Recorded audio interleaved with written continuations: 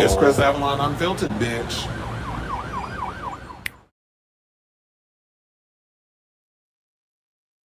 Hey y'all, welcome and happy Tuesday. It's your boy Chris Avalon, and welcome to a brand new episode of Chris Avalon Unfiltered, the show we basically talk about all things going on in celebrity news and hot topics. So if that's a show for you, definitely stick around because we have a whole lot of tea to spill today, including we got to break down some of this CinemaCon tea that's been coming out, courtesy of all the trades. Of course, I'm not there because I'm not in Vegas, but I have been keeping track courtesy of like the major trades like Variety and Deadline. So I'm going to give my opinion on some of the announcements and stuff that they brought up regarding CinemaCon, such as we're going to talk about I Know What You Did Last Summer. We got to talk about Resident Evil. We got to talk about the John Wick franchise is expanding like never before. So they had just had their panel. That would be Lionsgate. Also, Onyx, I saw your comment when you was talking about the Beatles and you were surprised it wasn't on the docket. I did not think anybody cared enough.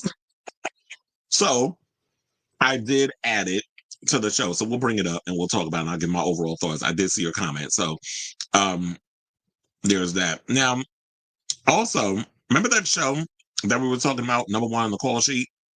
So yeah, we talked a little bit yesterday about what John Boyega had to say about the racist fandom over at Star Wars. Well, Halle Berry is out here calling out the Oscars and basically is saying that the system is not built for people of color, or I think others in general, of winning. But she focused on black folks because she is a black woman, whether y'all want to go along with it or not. Y'all want to sit and talk about one drop rules and mixed race and all. No, not here.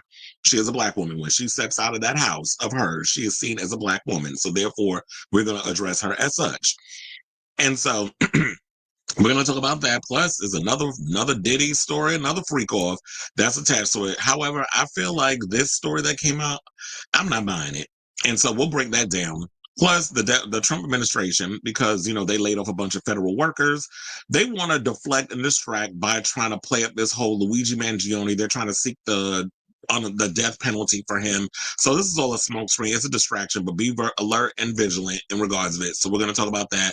Plus, we have news on Chris Brown's $500 million battle over that sexual abuse allegation stuff that was going on over at the little docuseries they did on him. So yeah, it's on and popping. Plus, it looks like we're getting more Baldoni versus Lively because a docuseries, speaking of which, is being developed on this whole Blake Lively Justin Baldoni situation. So we're going to talk about that. Tyler Perry once again is living rent-free in Monique's mind because she's still out here just throwing shade wherever she can to anybody who gives a damn. Well, and we'll talk about it. And that's pathetic.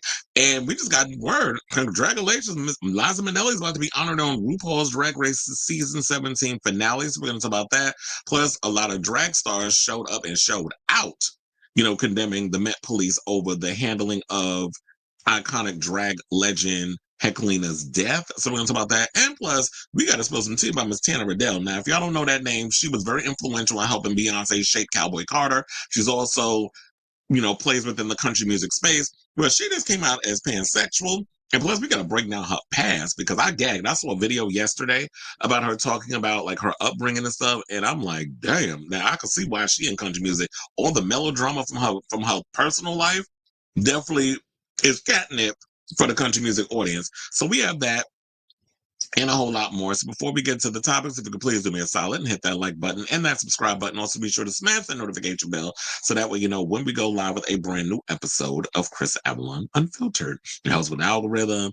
It also, puts things out. I don't know, something's been weird been going on as of late with YouTube. Like the views are not as what they were like a couple of months ago. It was like all of a sudden I'm getting pushed out there and all of a sudden I'm like, what's happening?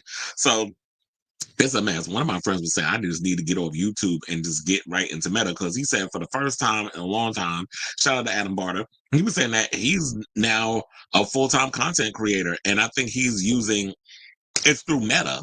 It's not even through here. So you would think that YouTube has like such a big audience, but I don't know. It just be some buffoonery going on. But anyway, enough of the behind the scenes drama of YouTube. Let me hit my banner. And I was like, wait a minute, where's my topics? Oh my God, did I forget how to do my own show? Apparently. All right, let's get into our first topic, what is about I Know What You Did Last Summer. So, in regards of I Know What You Did Last Summer, CinemaCon officially kicked off last night. It's going to be going on, I believe, until about Thursday. So it's like what? About Thursday, Friday, I believe. So, and yeah, it lasts a week. They've already announced movies such as that I'm excited for. In addition to I Know What You Did Last Summer, because Sony had their panel yesterday, and so they released, I believe, new footage from 28 Years Later, which is directed by Danny Boyle and stars Aaron Taylor Johnson. And then we have a sequel that I'm hearing is coming out in January called 28 Years Later: The Bone Temple. But what gagged me was that I'm like, wait a minute, there's punters on YouTube that get twice as many followers and views as my show. How the hell did y'all not know that Nia DaCosta, who directed the reboot of Candyman with Yahya Abdul-Mateen II, and she also did The Marvels. How did y'all not know she was directing this movie? That's why I was like, where have y'all been? So yeah, I've been new about Nia DaCosta directing 20 Years Later, The Bone Temple. They said it's wrapped. They're now editing it. It should be coming out in January. So I'm excited for 28 Years Later. I cannot wait till we start seeing new footage of this film. But in a way, I kind of want to go in blind because I always feel my fear is the more trailers y'all release, the more I'm going to be disappointed because y'all going to reveal too damn much. So that's kind of my fear, but I also want to see the stuff. So yeah, we have that. And then we have Darren Aronofsky has a movie coming out called Caught Stealing, I believe, with Zoe Kravitz and Austin Butler. Sidebar, they just officially announced, and I'm going to bring this up again when we get around to the Lionsgate panel, that yes, Luca Guadagnino is doing a reimagining of American Psycho, which I believe didn't they try to deny that movie wasn't happening?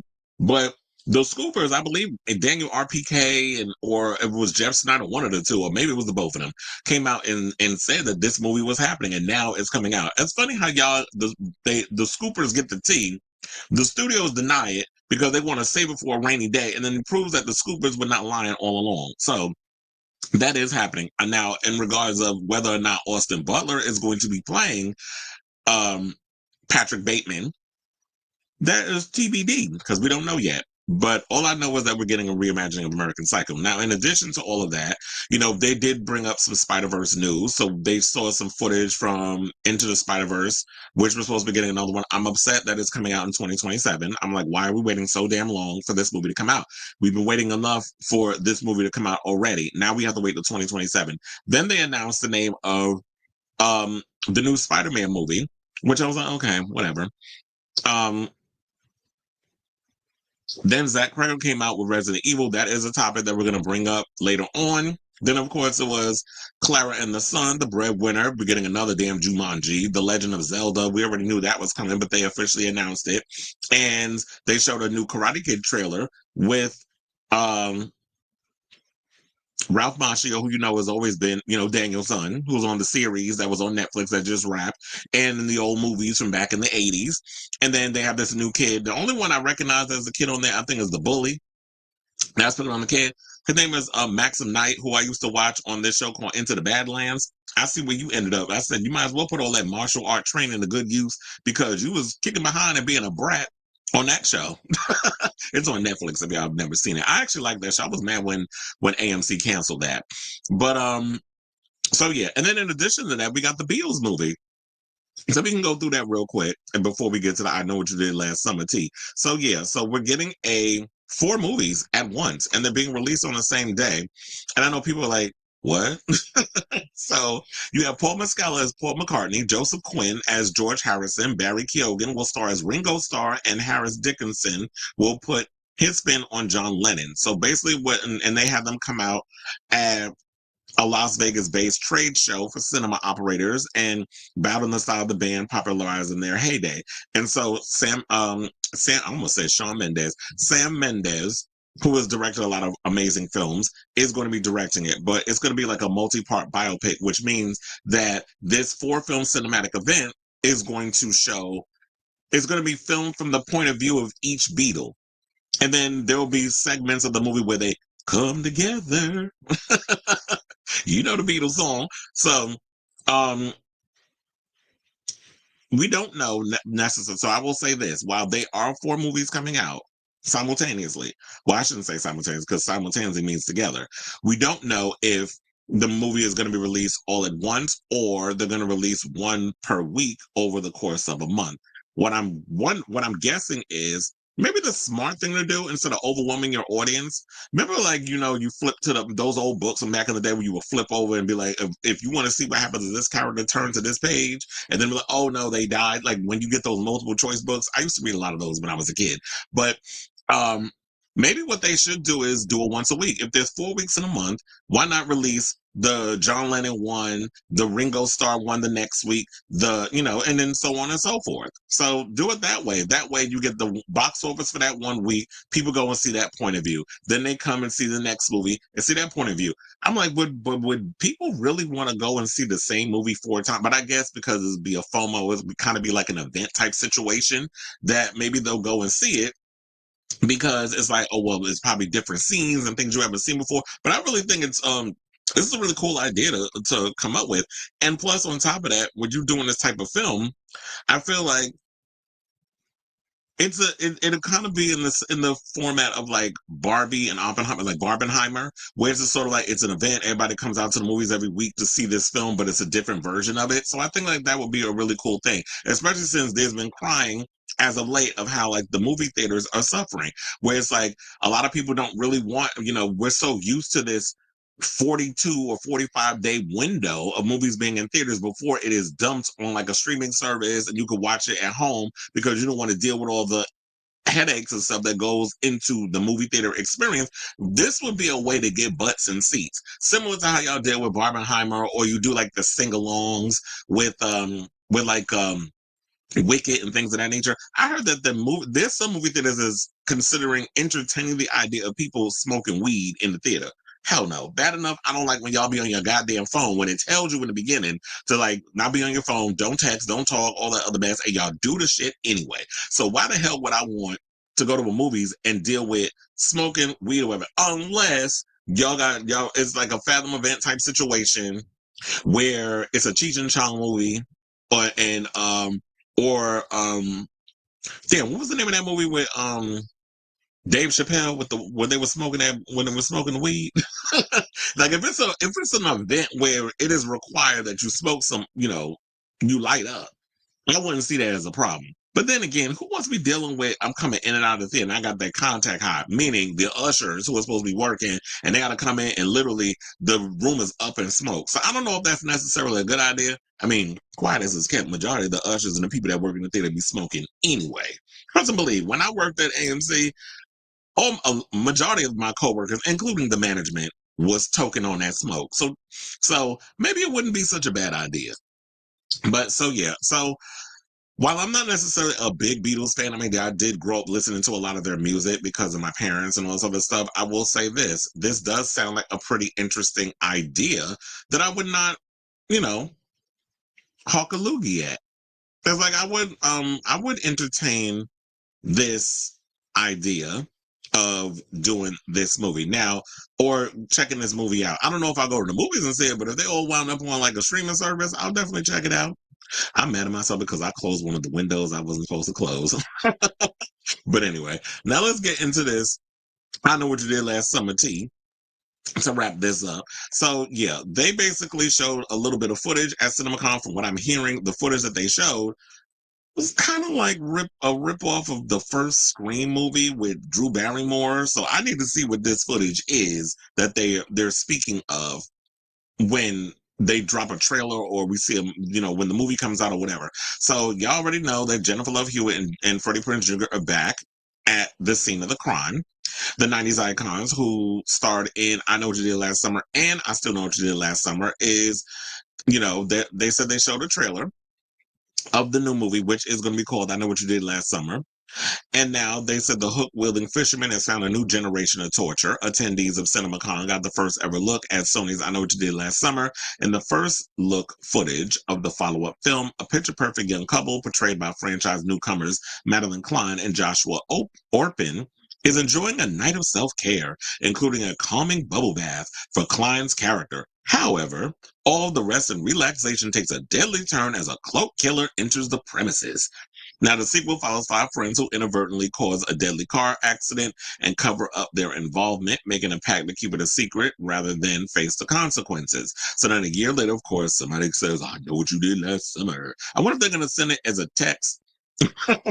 Or y'all still gonna be sending out, post-it notes. Remember that? There was like, well, I'm gonna send you a note. I know what you did last summer. Ooh. That was Ryan Phillippe when he did that in the movie. And so they said that, yeah, they knew what they did last summer, and that person is hell bent on revenge. So then what happens is they find out that the area in which they live, that they go and turn to two people who survived the Southport massacre back in '97 for help, and that's where Freddie, Prinze, that's where Ray and Julie come in. I was gonna call them by their government, but I was like, yeah, that's where Ray and Julie comes in. So they said, quote, this isn't the first time there's been violence like this in Southport. This is what Prinze tells a packed courthouse. Later in the footage, Hewitt asked the youngsters, I just have one question. What did you do last summer? So they're going to be so cheesy and campy with this. I feel like the one thing that I love about the I Know What You Did Last Summer films versus Scream, yes, Scream does their little, wink and a nod, and they're very meta and stuff with it. But I feel like maybe with I Know What You Did Last Summer, I don't know, I need to see the footage, but based off of what that me reading that line of what did you do last summer? Like it feels like it's a little wink wink at the audience, like they're not taking themselves way too seriously, that they're gonna have fun with this horror movie. Yeah, we'll probably get brutal kills and things of that nature, and I'm hoping that we do, because one of the things about the I Know What You Did Last Summer films, I will say, like, the kills kind of came across as a bit lame, especially in the first one. We really didn't see people get like gutted, except for maybe Johnny Galecki's character when he was, dealing with the when he was working in the little thing, and he was, shucking them crabs and all that other stuff, and he got hooked in the mouth and dragged across the thing. And then we saw like Elsa, who I couldn't stand that bitch. She worked my root canal nerve. That would be Helen's sister, where she got, stabbed with the hook and stuff when she was in the store, the Shivers store. And then Sarah Michelle Gellar's kill was iconic. Like that whole sequence was just the best part of the movie. But other than that, and then I still wrote your last summer. Yeah, they had their moments or whatever, but it was a little on the cheesy side. And it was just like, it felt a little rushed. But I'm hoping with this movie that we get some really cool kills. Slasher movies are back. I'm excited. And yeah, that's all they said that they got to see so far. And Jennifer Caden Robinson, who wait, did she they said Thor Love and Thunder. She didn't write that. I mean, she didn't direct that. That was Taika Waititi, unless she wrote it. So yeah, Jennifer Caden Robinson, who was behind Thor Love and Thunder, Do Revenge, and Someone Great, is directing the film from a script she co-wrote with Sam Lansky. So I guess then she was a writer before she came aboard as a director in those other films. Because I'm like, Taika Waititi and directed Thor Love and Thunder. So I'm excited to see this movie. July 18th, 2025 is when it comes out. So I want to hear from you all. What do you guys think of this story regarding Jennifer Love Hewitt and this footage? Well, that we didn't get to see, but we heard about courtesy of, the major trades regarding, I Know What You Did Last Summer. Are y'all looking forward to finding out what these kids did last summer? So whatever your thoughts are, let me know in the comments down below. I was like, damn, can you go back to my thing so that way I can get back to my show? I mean, my window. There was something I was looking for. I'm so mad at myself because I closed the damn window. So now I got to go back and look for it. Oh, so they have, what was the name of the new Spider-Man movie? They say it's called Brand New Day. I don't know if I like that name because when you hear Brand New Day, don't it make you feel, doesn't it sound like, damn, what's that movie? The Wiz, Can You Feel a Brand New Day? Like that's what it gives me when it says that. But I guess I think it's based on a comic. I don't know. But here's the thing with me and that I've never really been excited about the titles of the films have never really excited me. So, but I'm always tend to like the films. I'm like, did I find who the hell is Billy Ray? Not Cyrus, because they say he playing Haymitch, and they giving him his own movie. Do we really need a Haymitch movie? because we are getting another Hunger Games movie. You're welcome. He said, hello, hello, hello. Hello. Can't wait to see Final Destination. I want to see Final Destination too. I'm actually excited for that film. I know some people are probably feeling away and all this other stuff, but so far, wait.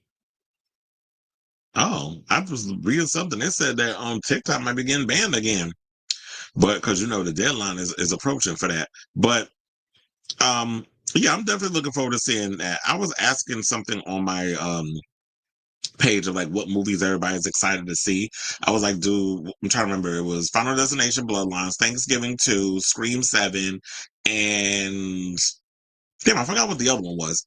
But and then the thing was pretty much mixed. Somebody said that they pretty much know what to expect from Scream, so they're not really that excited for it, but they are for Thanksgiving.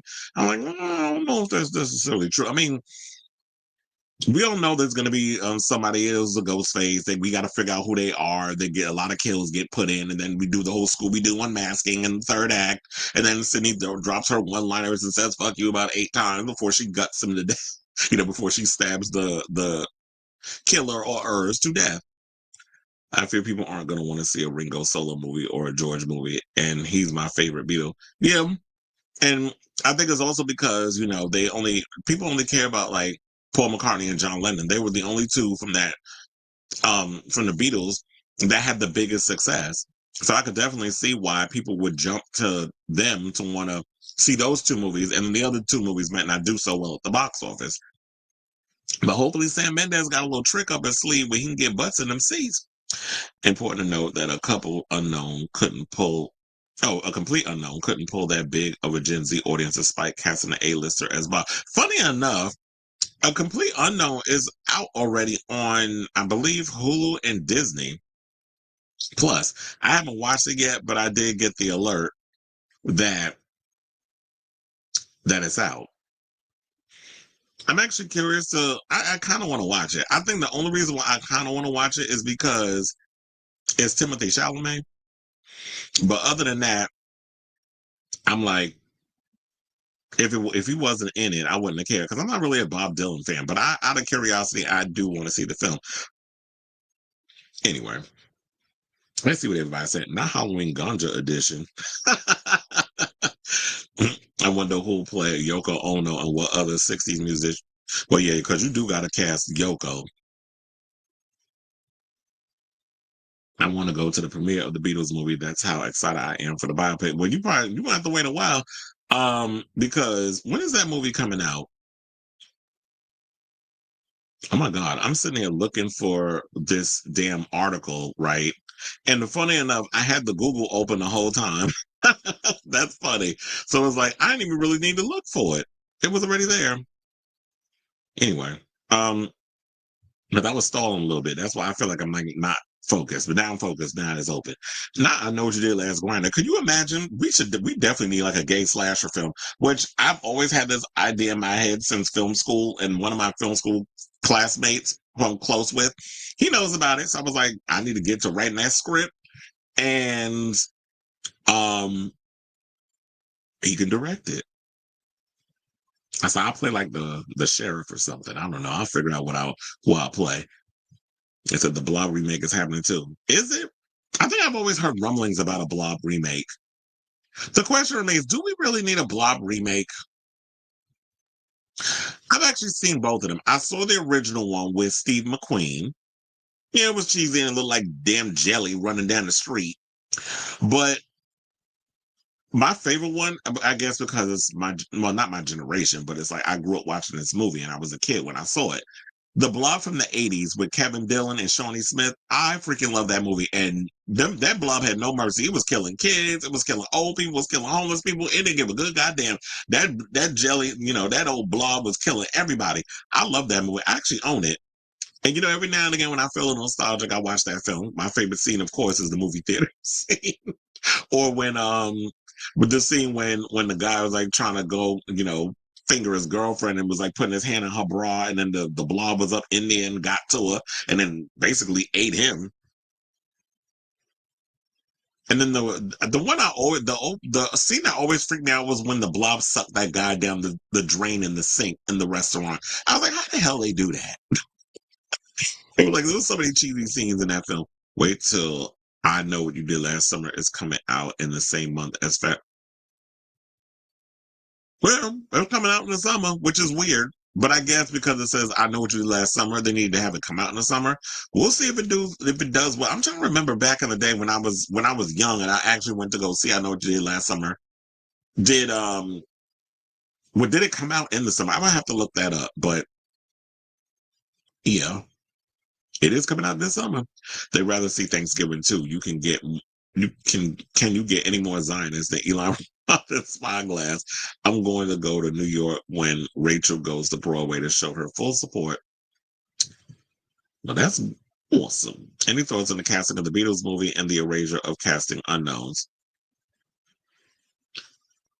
Well, I think some of the actors in the movie, people don't really know them that well. I mean, Barry Keoghan's career is on the rise. Paul Mescal's career is on the rise. So they're known, but they're not known. Like their career hasn't blown. Joseph Quinn, yeah, he pops up in things, but Joseph Quinn's got one of those faces that he pops in movies like, oh, I know that guy, but I don't know his name. So, but I think once Fantastic Four comes out, that will change. People will know who he is.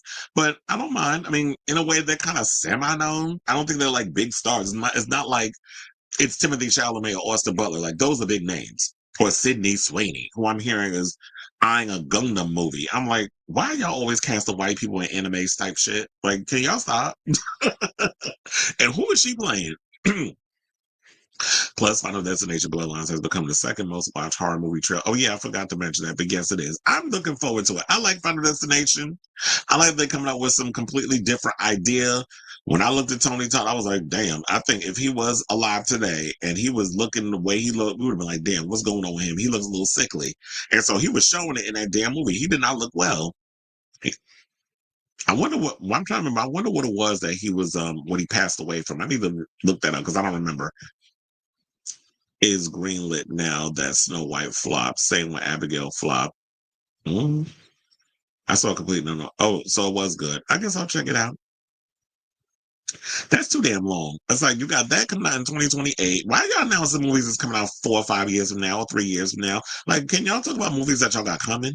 Like, we don't care about a movie that is coming 8 years from now. It's like the same thing with Spider-Man Into the Spider-Verse. Like, why are you telling us it's coming out in 2027?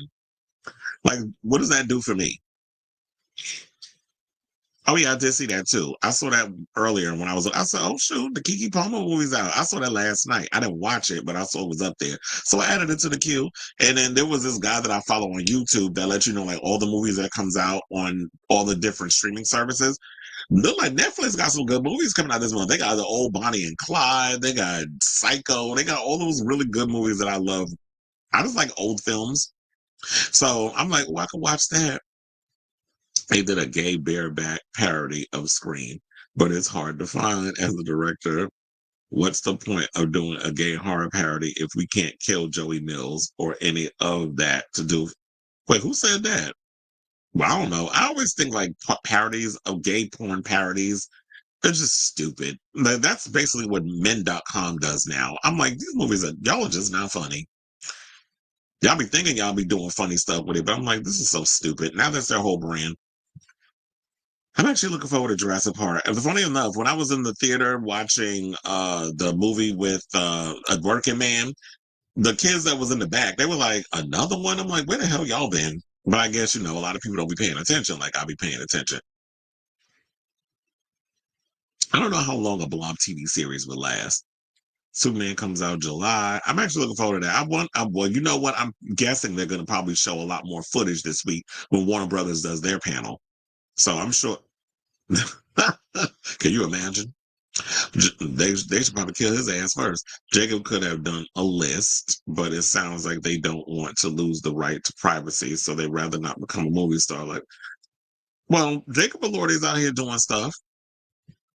He's doing some gay movie. And then he did another movie where he lost a lot of weight. I was like, here these young kids go doing all the things that, what's his name? Tom Hanks and all them did back in the day, and now they talking about their bodies is all messed up because they was losing weight for a role and gaining weight for a role. Christian Bale, all of them be doing them crazy ass diets to play a part. I was like, you gonna have to CGI my ass to look like I'm 20 pounds because they ain't no way in hell I'm actually going to go out here and go on some little fruit diet and vegetable diet just so that I can play some person that looks like they on death's doorbed or death's door. I said death's doorbed. What the hell is that? I mean, that was funny when she said not in front of my salad. But all the other ones, like when they did, like the men.com ones, they are so damn stupid. But anyway, let's move on, y'all. And since we're on this whole CinemaCon situation, let's get into Resident Evil. Now, I did find it kind of weird that Zach Cregger decided to show up at CinemaCon. They didn't even start shooting the movie yet, but he showed up for like a couple of seconds to give people at, I guess the shareholders who are a part of the cinema convention an insight on what we can expect from the Resident Evil movies, because I feel like when it comes down to Resident Evil, a lot of people have been burned by those films, particularly the ones that Paul W.S. Anderson did with his wife Mila Jovovich, which I actually like the movies. They're a guilty pleasure. They don't make no damn sense, but visually, I just like, when I'm bored and I just want something on, I'll pop it on. And then they did the one Welcome to Raccoon City, which was a chop that looked like something straight that could have just been released straight to the CW. But now Zach Cregger, who has a movie called Weapons coming out and who's done a bunch of other things, has his own Resident Evil. He's going to take a crack at the film. So he said that his version is going to be unlike any of the previous films and a wild ride, saying there's a moment that comes in every moment of every Resident Evil game where you find yourself standing in the mouth of a dark passageway. One shot in the gun is left. You know that something horrible is waiting for you in that darkness, that awful moment where you have to will yourself. That's something that every Resident Evil game has perfected and has kept me and millions of other players returning to the series for decades. The movie will be built in the spirit of these games and follows one central protagonist from point A to point B as they descend deeper into hell. And so I actually think that that's pretty much a good idea, because to me, I've always felt like they never really focused on that whole claustrophobia of the Resident Evil films or Resident Evil games and translate that into the movies. So I hope that, with his version, he's gonna be able to do that, because I'm hearing great things about Weapons. I like why can I not remember the movie that he did where it was the girl was at the Airbnb, Justin Long was in it, and that sort of thing. I don't know why Hereditary is popping in my head. I think it's because I heard some tea, according to Daniel RPK, that there is a Carrie series coming out. And remember the little girl that was in Hereditary that lost her head when she stuck it out that damn window? Apparently, they're saying that she might be in the running to play Carrie. So that's probably why Hereditary is in my head. But um, hearing about this, I'm actually kind of excited. I was a little irritated. I was like, okay, so you didn't really say much of anything. You just gave us an idea about the movie is going to be in the spirit of the games and that there's going to be one central protagonist who's going from point A to point B and then is going to descend further into hell, which I think is a good idea because you always want to have your character be put at so many different stakes. So I wonder who this central character is, because I'm having a feeling, you know what? I think it would be cool if I know, we would like to see Chris and Claire Redfield and all these other people, and I'm sure that we will get those characters, but if they can focus on one, maybe if they could just focus the whole thing around maybe Claire Redfield being that central protagonist, or, who else? Jill Valentine.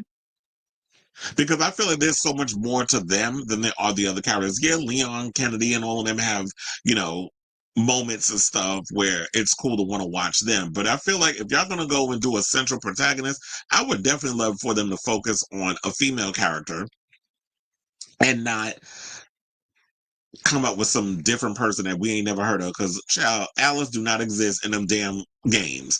So I'm actually looking forward to seeing this film. I can't wait till y'all start filming some stuff. I can't wait till we find out who the cast is, so we can go further in on this franchise, because I love Resident Evil, but I just feel like the movies just haven't really lived up to what excites me about the games. So I definitely want to hear from y'all. What do you think about what you've heard so far? It wasn't much, but it was something from Zach Cregger, giving us an insight on what we could expect from his take on the Resident Evil franchise. And what characters would you love to see centralized in the upcoming reboot? So, whatever your thoughts are, let me know in the comments down below.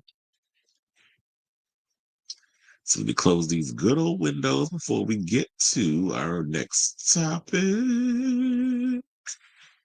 And let's see what the people are saying. Well, he said he was gonna stand up as long as he gonna stand. I hope he didn't drink nothing, because if you still standing there and you had to pee. And you said, and people are saying there's a presidential campaign happening right now. He's on his 6th Red Bull. Child, don't have a heart attack while you on that damn floor. Because the Red Bull be Red Bulling. I know my mother, I remember when my mother hates that. She knows that I drink Red Bull.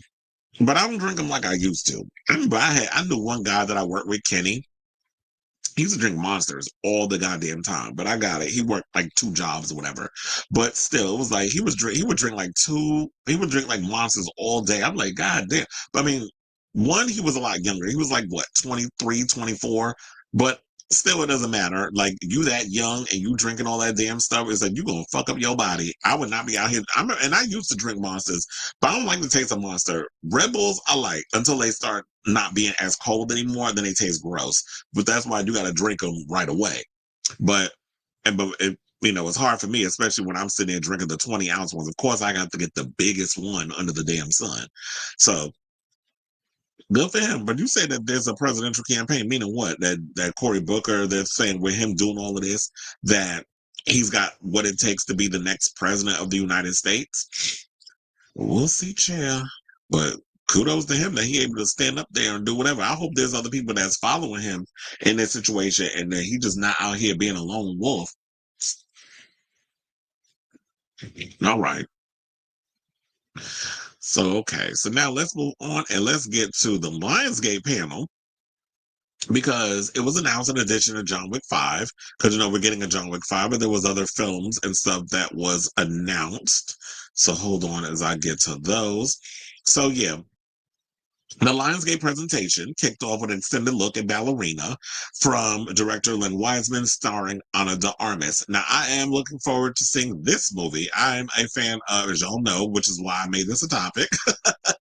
I am a huge fan of the John Wick franchise. I've loved all 4 movies. I've said that what is taking them so long to come out and expand on this universe? There should have been so many people that should have had expanded stories. One of them being Halle Berry, and I'm still hoping and praying that we can get a Sophia spinoff, which I don't understand why they haven't given her one.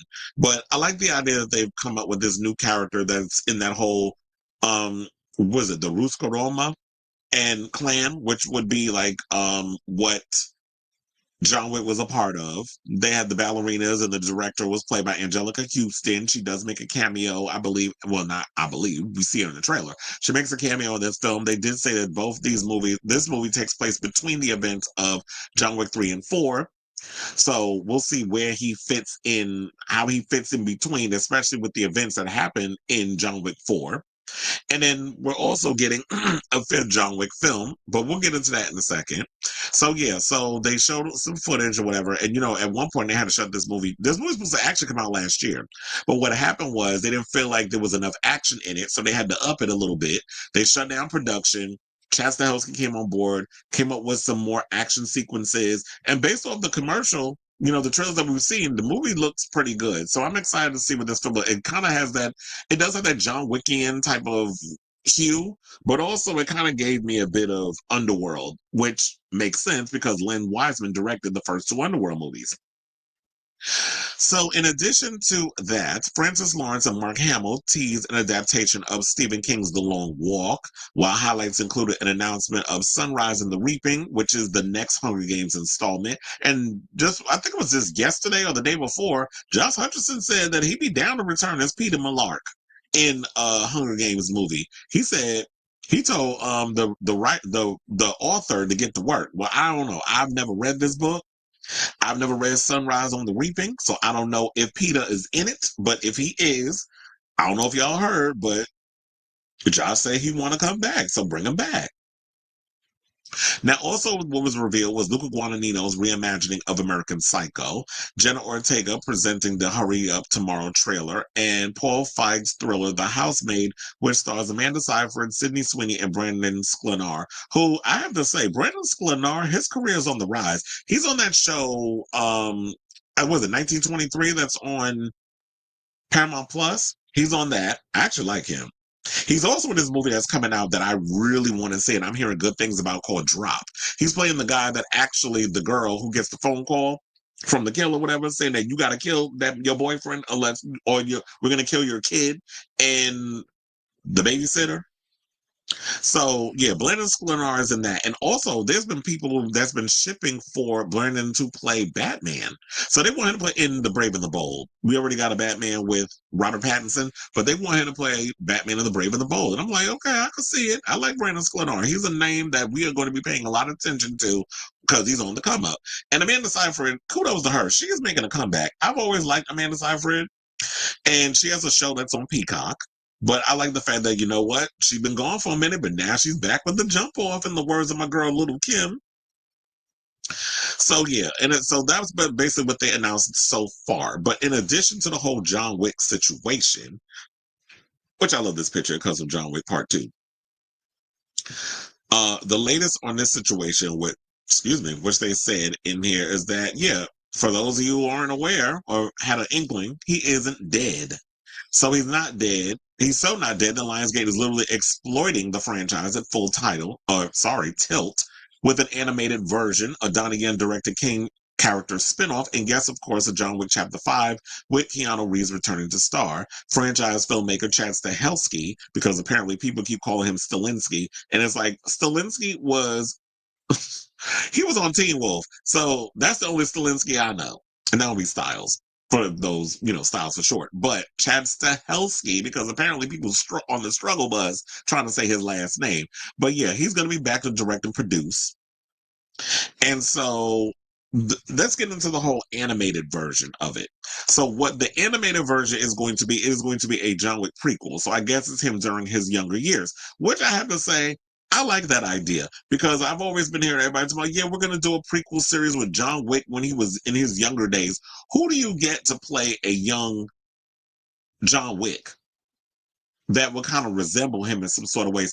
I don't know if he was a good enough. I was thinking, you know what?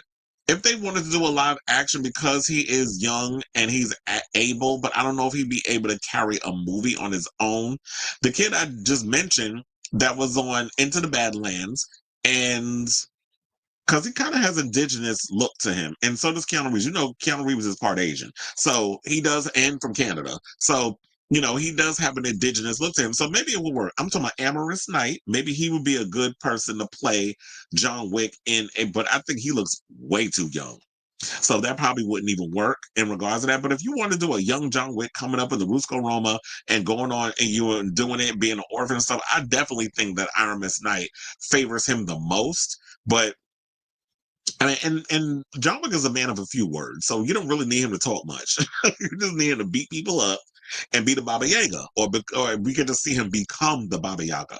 So I think, like, if they really want to do live action, he would be my choice, because I was like, who of this new generation would be good enough to even fulfill those shoes? We don't really have that many young actors who are going to be the next generation action movie stars. I can't think of one except Chris Hemsworth, but Chris Hemsworth is like 40. So I don't see anybody younger than that could really pull that off. I mean, Timothée Chalamet, yeah, he had a little action sequence in Doom 2, but you still look like you 45 pounds soaking wet and you 12. So it worked for that film, but I can't see him being like an action movie star unless he eat a couple of sandwiches and put on some weight. But I don't know. Maybe he's got a high metabolism and he can't retain, stuff. So yeah. So it says the armor stopped by the annual convention for movie theater owners, which is currently unfolding in Las Vegas, to showcase an extended look at Ballerina. In the action-packed sequence, her character Eve Macaro, a ballerina, who I was trying to say it like Celine in Underworld, because she does say Macaro at one point. in one of the movies. I can't remember which one, but I remember she saying that. And that forever stuck in my head. I don't know why, but it has.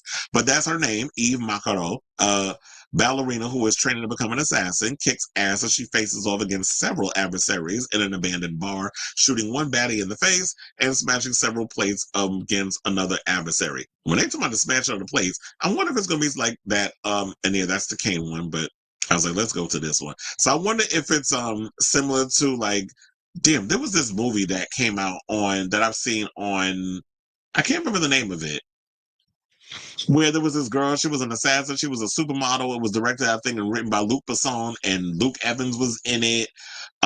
Dame Helen Mirren was in it, and then they had her in a scene where she was supposed to assassinate this guy in a restaurant, and she was beating everybody up with whatever was in that damn restaurant, including fucking people up with plates. I was like, I ain't never seen no stuff like that. That's what it reminds me of.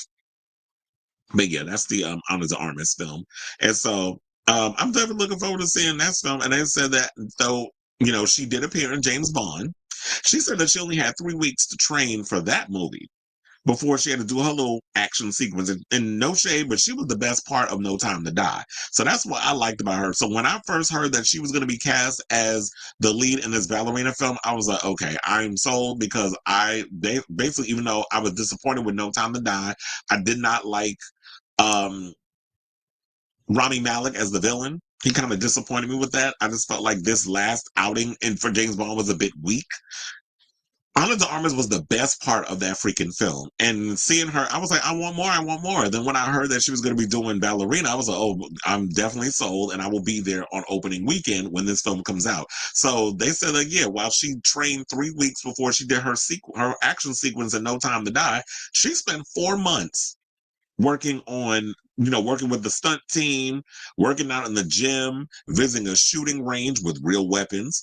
And that's what they make you do. They make you train with real stuff. That's why I love 8711. They are the real deal when it comes to like making you look believable in situations. And that's why I find it funny. They'd be like, no, they're going to put her in situations where it's not realistic because a woman wouldn't be able to do that. That's why I loved when David Leitch was talking about Charlize Theron in Atomic Blonde. People like, yeah, we know like physically women can't do certain things, so we're going to make them do things that would actually be a real scenario that a woman would be in and be able to get herself out of, which is why the fight sequences and stuff, especially that long extended sequence, towards the end of the movie, and Atomic Blonde, which of course is like one of my favorite scenes, it works so well because it's believable.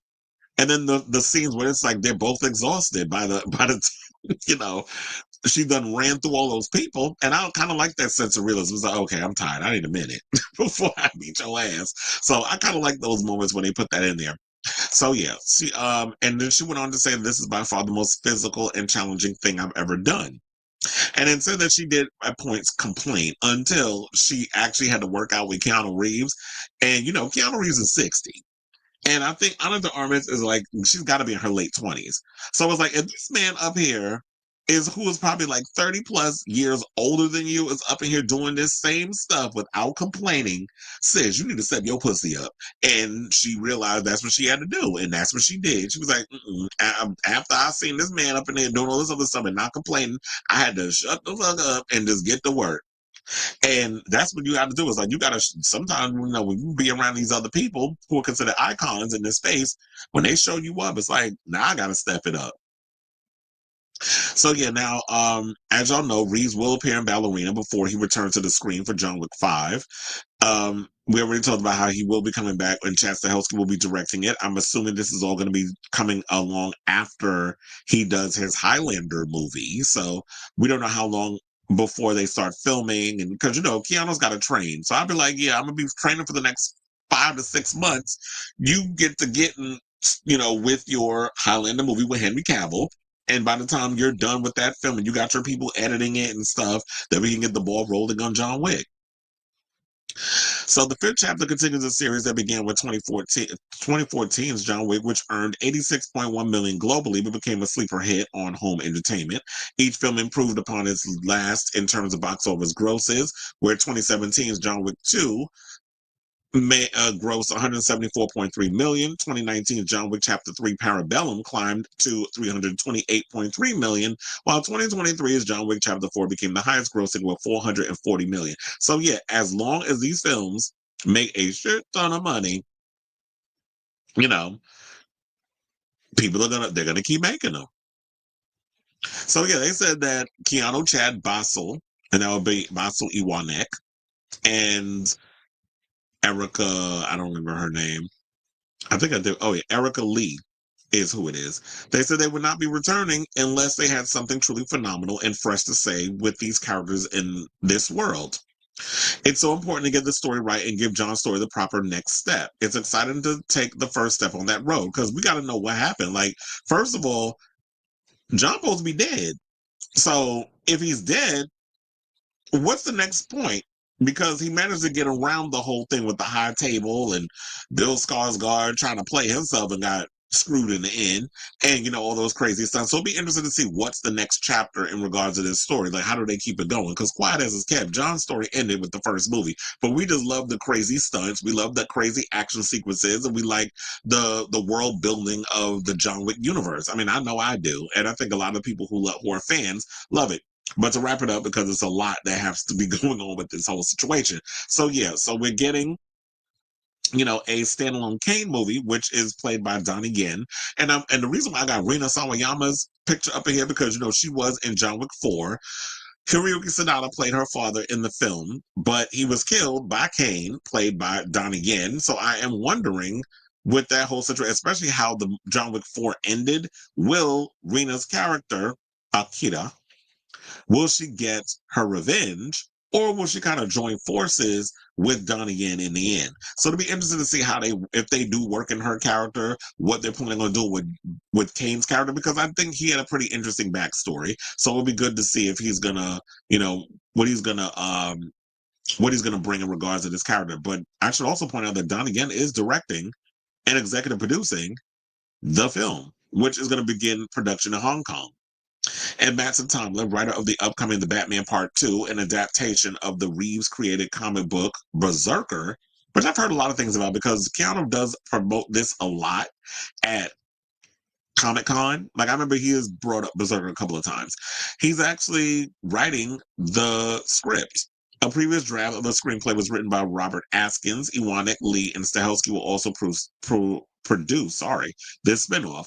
Now, while the log line has been kept under wraps, the film will continue Yen's story arc following the events of John Wick Chapter 4, as Kane has been freed from his obligations to the high table. Lionsgate described the new film as a stylistically modeled on the uniquely designed action films that Yen helped make famous.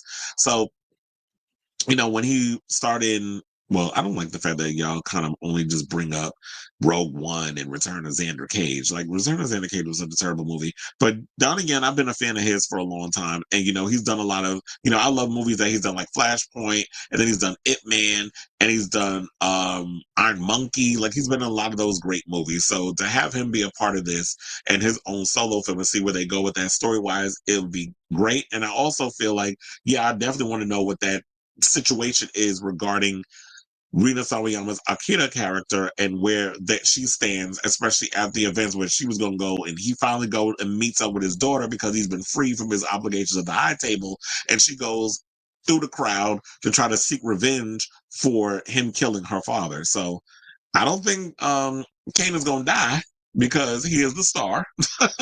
It's kind of like what I'm hoping with Ana de Armas's character. It's like the way y'all got John Wick being sent in to kill her because she's taking out all these people because they killed her family, and you sending John Wick to go in to be an assassin, which I'm thinking that'll probably be the loophole that they play up. Is like, well, if you do this, then you'll be free. The high table will leave you alone, which I guess will be a prelude to maybe John Wick 5, but I don't know. If they're talking about this movie is a bridge between John Wick 4 and 3, how would they make that work? Because that would be an actual interesting idea if they could launch that and be like, well, we'll lay our weapons down and we won't try to kill you after what you did because you killed a member of the high table, two members of the high table, actually.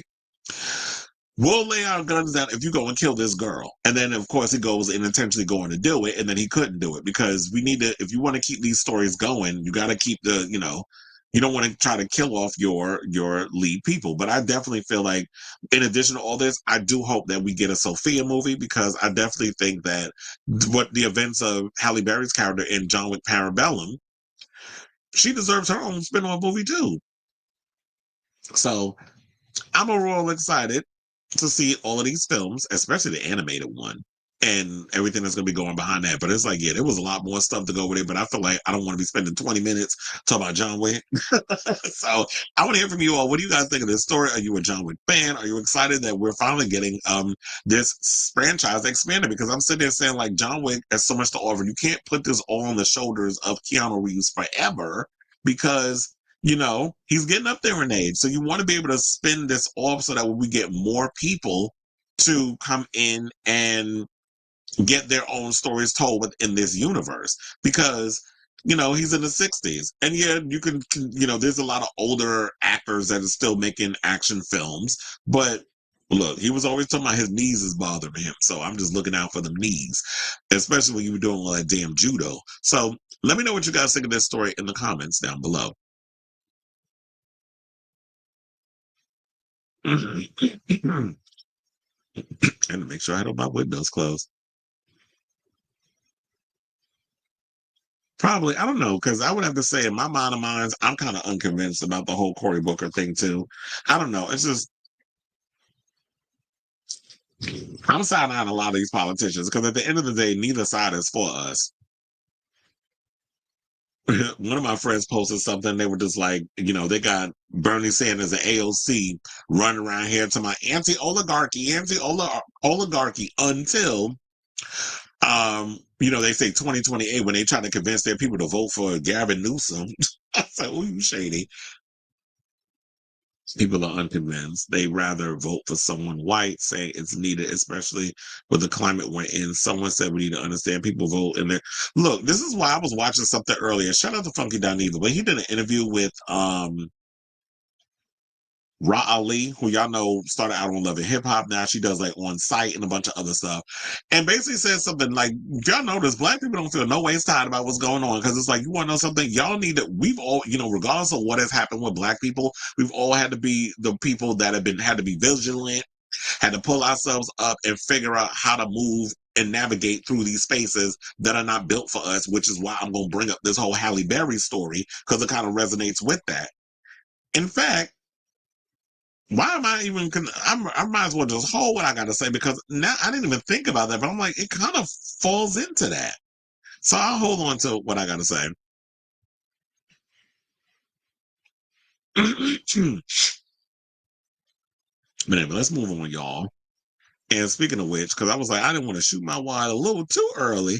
Let's talk about Miss Halle Berry. So, there is this documentary that is on Apple TV Plus called Number One on the Call Sheet. I was trying to watch it yesterday, but for some reason, when I was on, I went over to Apple TV Plus and I could not find it. And I didn't really feel. I think it was late, so I was feeling a little lazy. So I didn't feel like looking for it because I thought if I just keep scrolling through all the shows and the movies and stuff, it would have popped up. But it didn't. So I just gave up and I just went over and started watching that new sitcom with Nathan Lane and Matt Bomer. Because I'm not binge watching. I just watch like maybe 1 or 2 episodes a day. So anyway, Miss Berry went and appeared over in the documentary and basically was talking about the overall frustrations with Black people, especially Black women, not getting recognized in the Oscar space. So Berry even though she is an Oscar winner, which is why I feel like what she says holds weight, she advises Black women in the film industry to stop coveting Oscars because they aren't designed for women who look like her to win them. So now in the Apple TV Plus documentary, Number One on the Call Sheet, Berry reflects on what has happened since she won the Oscar back in 2002. I can't believe it's been that damn long. 2000, so that's like 20, what is that? 2002. Well, that's like 20. Wait, so it's been over a decade, well, 2 decades since someone won an Oscar in her category for Best Actress. Like, that's insane. So, yeah, because it's been like 23 years if you think about it, because the Oscars just passed. So, yeah, then she won it for Monsters Ball because she was getting fucked by a racist. And I always say that, yeah, so she had to get her back dug out by a damn racist correction officer for her to get a damn Oscar. Okay, we see, okay, Academy, we see y'all. It's the same thing like with Monique. She had to play like one of the worst mothers on the planet for her to get a damn Oscar. Um, Whoopi Goldberg had to play a caricature, like the comedy relief, in order for her to get a damn Oscar. So when y'all be getting these Oscars, we see how y'all be thinking that we got to be a bunch of damn mammies, we got to be a bunch of damn slaves, we got to be a bunch of damn, we got to always be in those things where we subservient to white folks in order for people to get an Oscar. But I don't want to piss on nobody's leg. But since Halle Berry pissed it in the Oscar bowl, I might as well add a little bit of my urination to the situation too. So she said, it's forced me to ask myself, did it matter? Did it really change anything for women of color, for my sisters, for our journey? The documentary shows a montage of Black actresses losing out to white women at the Oscars. Overall, 13 Black actresses have been nominated for the honor, including most recently Cynthia Erivo, who's been nominated twice. Oh yeah, didn't she? What was the first one? Was it for Harriet Tubman? This year, Erivo was nominated for her role in Wicked, but lost to Honora star Mikey Madison. Viola Davis was also nominated twice for a total of 15 noms for Black actresses overall. That's crazy that she's been nominated 15 times. Wait, they said for a total of 15 noms for Black actresses. Berry says in the documentary that she thought a Black actress had a good chance of winning in 2021. She said, a few years ago, I was at the table with Andra Day, and I was across the room from Viola Davis, and they were both nominated for stellar performances. Day for the United States versus Billie Holiday, and Davis for Ma Rainey's Black Bottom. I'm glad they put it in there because I was about to be like, so what was they nominated for? Because who can remember back in 2021? Quiet as it's kept. Look, the Oscars came and went like 3-4 weeks ago. I don't even remember what was nominated there. So except they just reminded me Honora did. A Snora was nominated and Mikey Madison won. So they said, and I felt 100% sure that there was the year one of them was going to walk away with this award. For equally different and beautiful reasons, they both deserved it, and I thought for sure. However, Frances McDormand went on to collect her third Oscar for Nomadland. I saw that movie. I was so bored. They said the system is not really designed for us, and so we have to stop coveting that which is not for us. Because at the end of the day, it's how do we touch the lives of people, and that fundamentally is what art is for. Well, here's the thing, Halle, sweetie, darling, light of my life. I have been saying this and shouting this from the rooftops for as long as I've been able to have a microphone and a mouth. I've literally been saying that for the longest. I've been saying that about even this whole thing where everybody's up in uproar over Beyonce not getting country music awards and this, that, and the other. I've always said at the end of the day, fucking award. Who goes around, like, if this is your main goal to run around and think that my aspiration is to win a bunch of awards, okay. But when you die, you can't be buried with them. It's only going to make your coffin much heavier. So what what really matters to me is the impact that I make on the lives that I touch, the projects that I do. If I was a musician, the many hearts that I touch through my music and my point of view, that matters more to me than a damn Grammy. Whatever movies that I decide to take on because it challenges me as a performer and as an artist and as an actor, that is more important to me than winning an Oscar. Now, if you want to nominate me and I win, I'm not going to turn it away because I feel like, okay, well, now y'all see me. That's great. Love you all. I thank all the people I need to thank, but this is not the end all be all of my goal. It's like, I'll put it on my mantle. I can look at it every morning, be like, hey, how you doing? Keep it moving. And now it's business as usual. Like, how does this Oscar help me get to the next level as a performer? Whereas I can get certain things greenlit in Hollywood. I can get certain passion projects that I want to get made without pushback. Because white people, the world is yours. The red carpet is rolled out immediately for a lot of the things y'all want to get made. It's kind of like yesterday when I've been hearing people were talking about John Boyega. well, if y'all have a problem with Star Wars and all this other stuff, why don't y'all make your own things? Well, guess what? At what point, when we do get things made, y'all actually run y'all ass to the movie theaters to support said films that are told from a point of view of a black person or a black queer person or just a queer person of color? When we get those films, do y'all go out and support it? 9 times out of 10, y'all don't. And then at the same time, why should I, as someone who is a Star Wars fan, have to just smile and nod and be like, I'm just so excited to be here. I'm just so grateful to be given this opportunity when it's not really an opportunity. So it's, I get to be what? Background fodder? It's the same thing with, well, y'all had Lando and you had Mace Windu. Okay, but how big of their part was it in the film? They were like just a walk-on cameo in so many ways. Like, and then we had Lando Calrissian. He I said Lance. Lando. He basically betrayed Han Solo in an Empire Strikes Back. But then he redeemed himself in Return of the Jedi. But still, you know what I mean. So it's like, how big of a significant role did Billy D. Williams have and Samuel L. Jackson have? Just being in the room and happy to be there is just not enough. I'm sorry. There needs to be some type of, whenever we people who are othered see ourselves on the screen, that we feel like that's a step up to where we've made it, where it's not going to be an issue. But it always feels like it's a step back. But I also feel like, when Halle's saying this, that a lot of people of color need to absorb this and stop trying to want that need for white validation. And what I mean for that is, y'all will sit up in here and run up to the Oscars because y'all feel like y'all made it, but y'all be the same ones that ain't got time for the BET Awards, for the Soul Train Awards, and for the NAACP Awards. So, like, many of times when these people run around here and talk about, well, why don't y'all make y'all own stuff if you don't like it? But then when we make it, y'all bitch and moan about that too. So which side? So which one is it? And that's why I feel like, yeah, we need to have our own thing. If they don't want to give it to us, back in the day, that's what we did. When they ain't give us MTV, they created BET. When they ain't give us, our own award shows and all that other stuff, we didn't have like the Grammys and all those other and all that other stuff. We created our own, award shows highlighting people of color. When they didn't want to give the gays an award, now we got the GLAAD Awards, but they just had last week, a couple of days ago. So if they don't want to give us a seat at the table, we got to build it.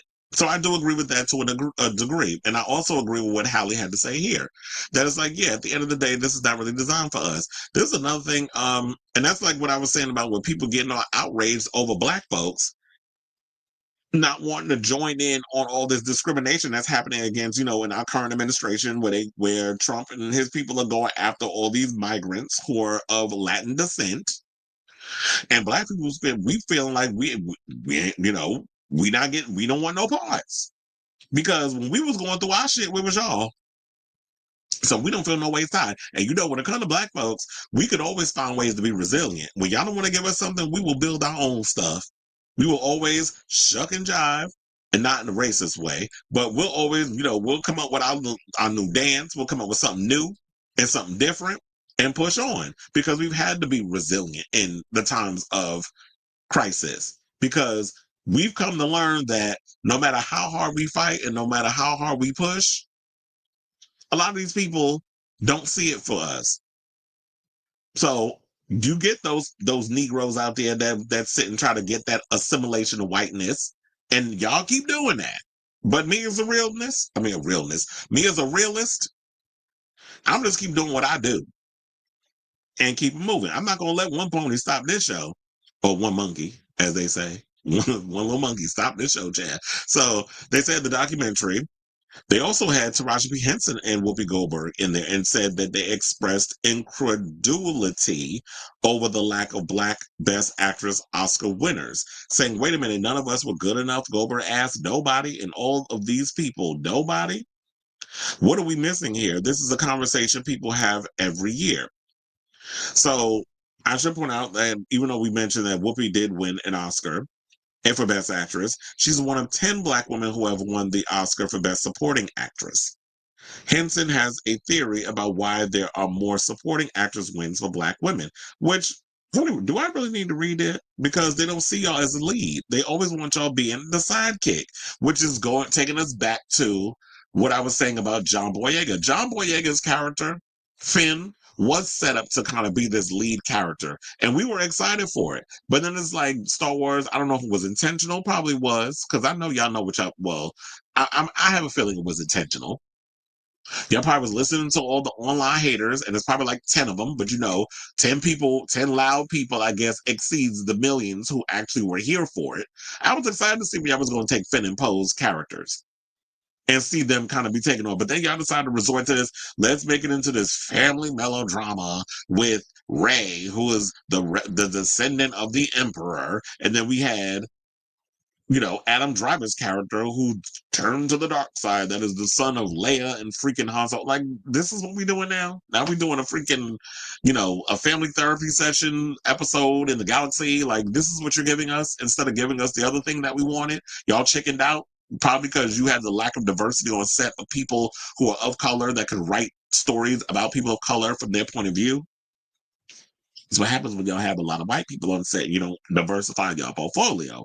But I do find it quite interesting that Whoopi Goldberg was willing to say all of this on a documentary, but she be having a different tune whenever they talk about it on The View. It's like all of a sudden she brain turned to mashed potatoes when she on The View. Whenever they talk about Oscar stuff, well, it is what it is, and the people vote the way they vote. That's basically her blanket statement. I be looking at her like, girl, you want to say a whole lot more, but you feel like because you were part of the elite and you're part of that class, you don't want to go in and let have.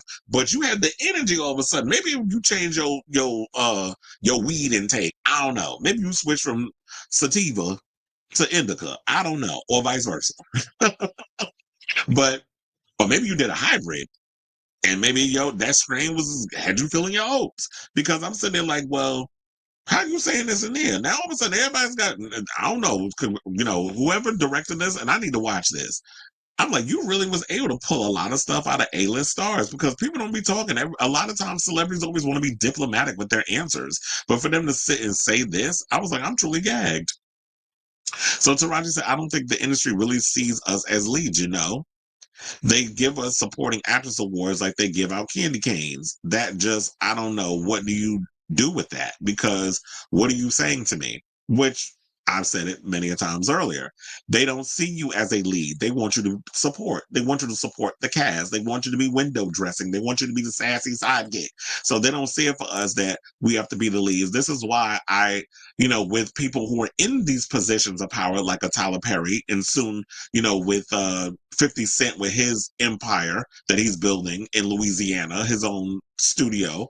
And then we also have Cat Williams. Like, if you're all going to put yourselves in these positions to be building your own studios and telling stories, we got to move beyond, the ratchet baby mama. We got to move beyond the gang banging type stories. And we really need to diversify our portfolio. Stop selling stereotypes to our community and show these people that don't want to give us a seat at the table what type of stories can be told. So I'm hoping that we get to see that with Cat Williams. I don't necessarily know if we'll be able to see that with 50 Cent. I would like to see Tyler Perry diversify his portfolio, but he keep giving us the same old coonery and buffoonery he been giving us. Women in distress, bad acting, bad writing, bad camera shots, and y'all keep eating that shit up like it's yesterday's Cheerios. So there was another thing I wanted to bring up too that I was like, that I thought was an interesting idea. I think it was from number one on the call sheet. It was like, there seems to be a lot of tea coming out from this series, and I want to check it out. So Eddie Murphy revealed in an interview that Sidney Poitier advised him not to star in Malcolm X, because I did not know he was supposed to be in that movie.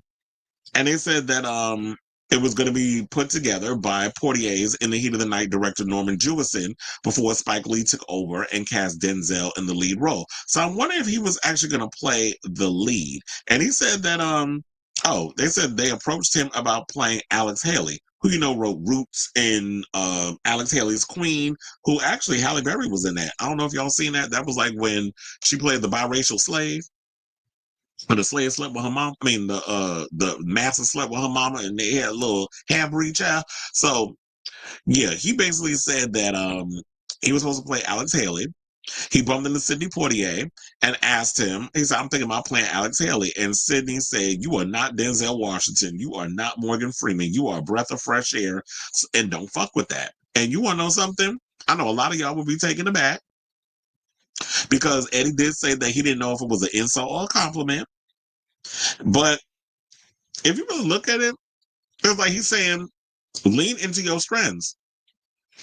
But to me, I'd have been like, okay, I'll play the game for a little bit. Like, I'll just not do the film. But then again, I don't like when people tell me no. So what I would have did was I'd have been like, I'm gonna prove your ass wrong, and I'm gonna actually put in the work so that way I could show that I could play the hell out of this serious role. Because when you look at a Sidney Poitier, who's is one of the icons of all icons in regards of Black actors, if somebody was to tell him stick to the rivers and the lakes that you're used to and just do drama and don't even try to be a comedian, how would you take that? Like, to me as an actor, I would want to be diverse, unless you're one note like a Dwayne the Rock Johnson. But I think comedians, to me, in that concept, they're the most. I think they're the ones who can be the most dramatic and play the dramatic roles because of their comedic background. Like, it's a place of pain and hurt. So I could definitely see why some comedians, when you look at it, like they surprise a lot of people when they go and they play those serious roles if they've been a comedian. We've seen it many times. Even Adam Sandler in that movie that he did with Julia Fox. People were surprised when he did that film and how he just sold the hell out of playing the drama in that. So I don't think that you should have. I mean, on one hand, I get it. You say like stick to the rivers and the lakes. You're different. We don't want you to be up in there. It does feel a little shady the way he said that. But I'm like, if you got the ability when you want to prove somebody wrong and be like, no, fuck that. I'm gonna go and play this. I'm gonna go and give you this drama. I'm gonna show you that I can do drama better than your behind. Then I say that challenge accepted. So I say this to say, what do y'all think of this story? Have you seen number one on the call sheet? Do you agree with what Halle Berry had to say? And also, since I did add that in the last second, do you agree with the advice that Sidney Poitier gave Eddie Murphy back when he was going to be in Malcolm X, which I had no idea he was going to be a part of that. So whatever your thoughts are, let me know in the comments down below.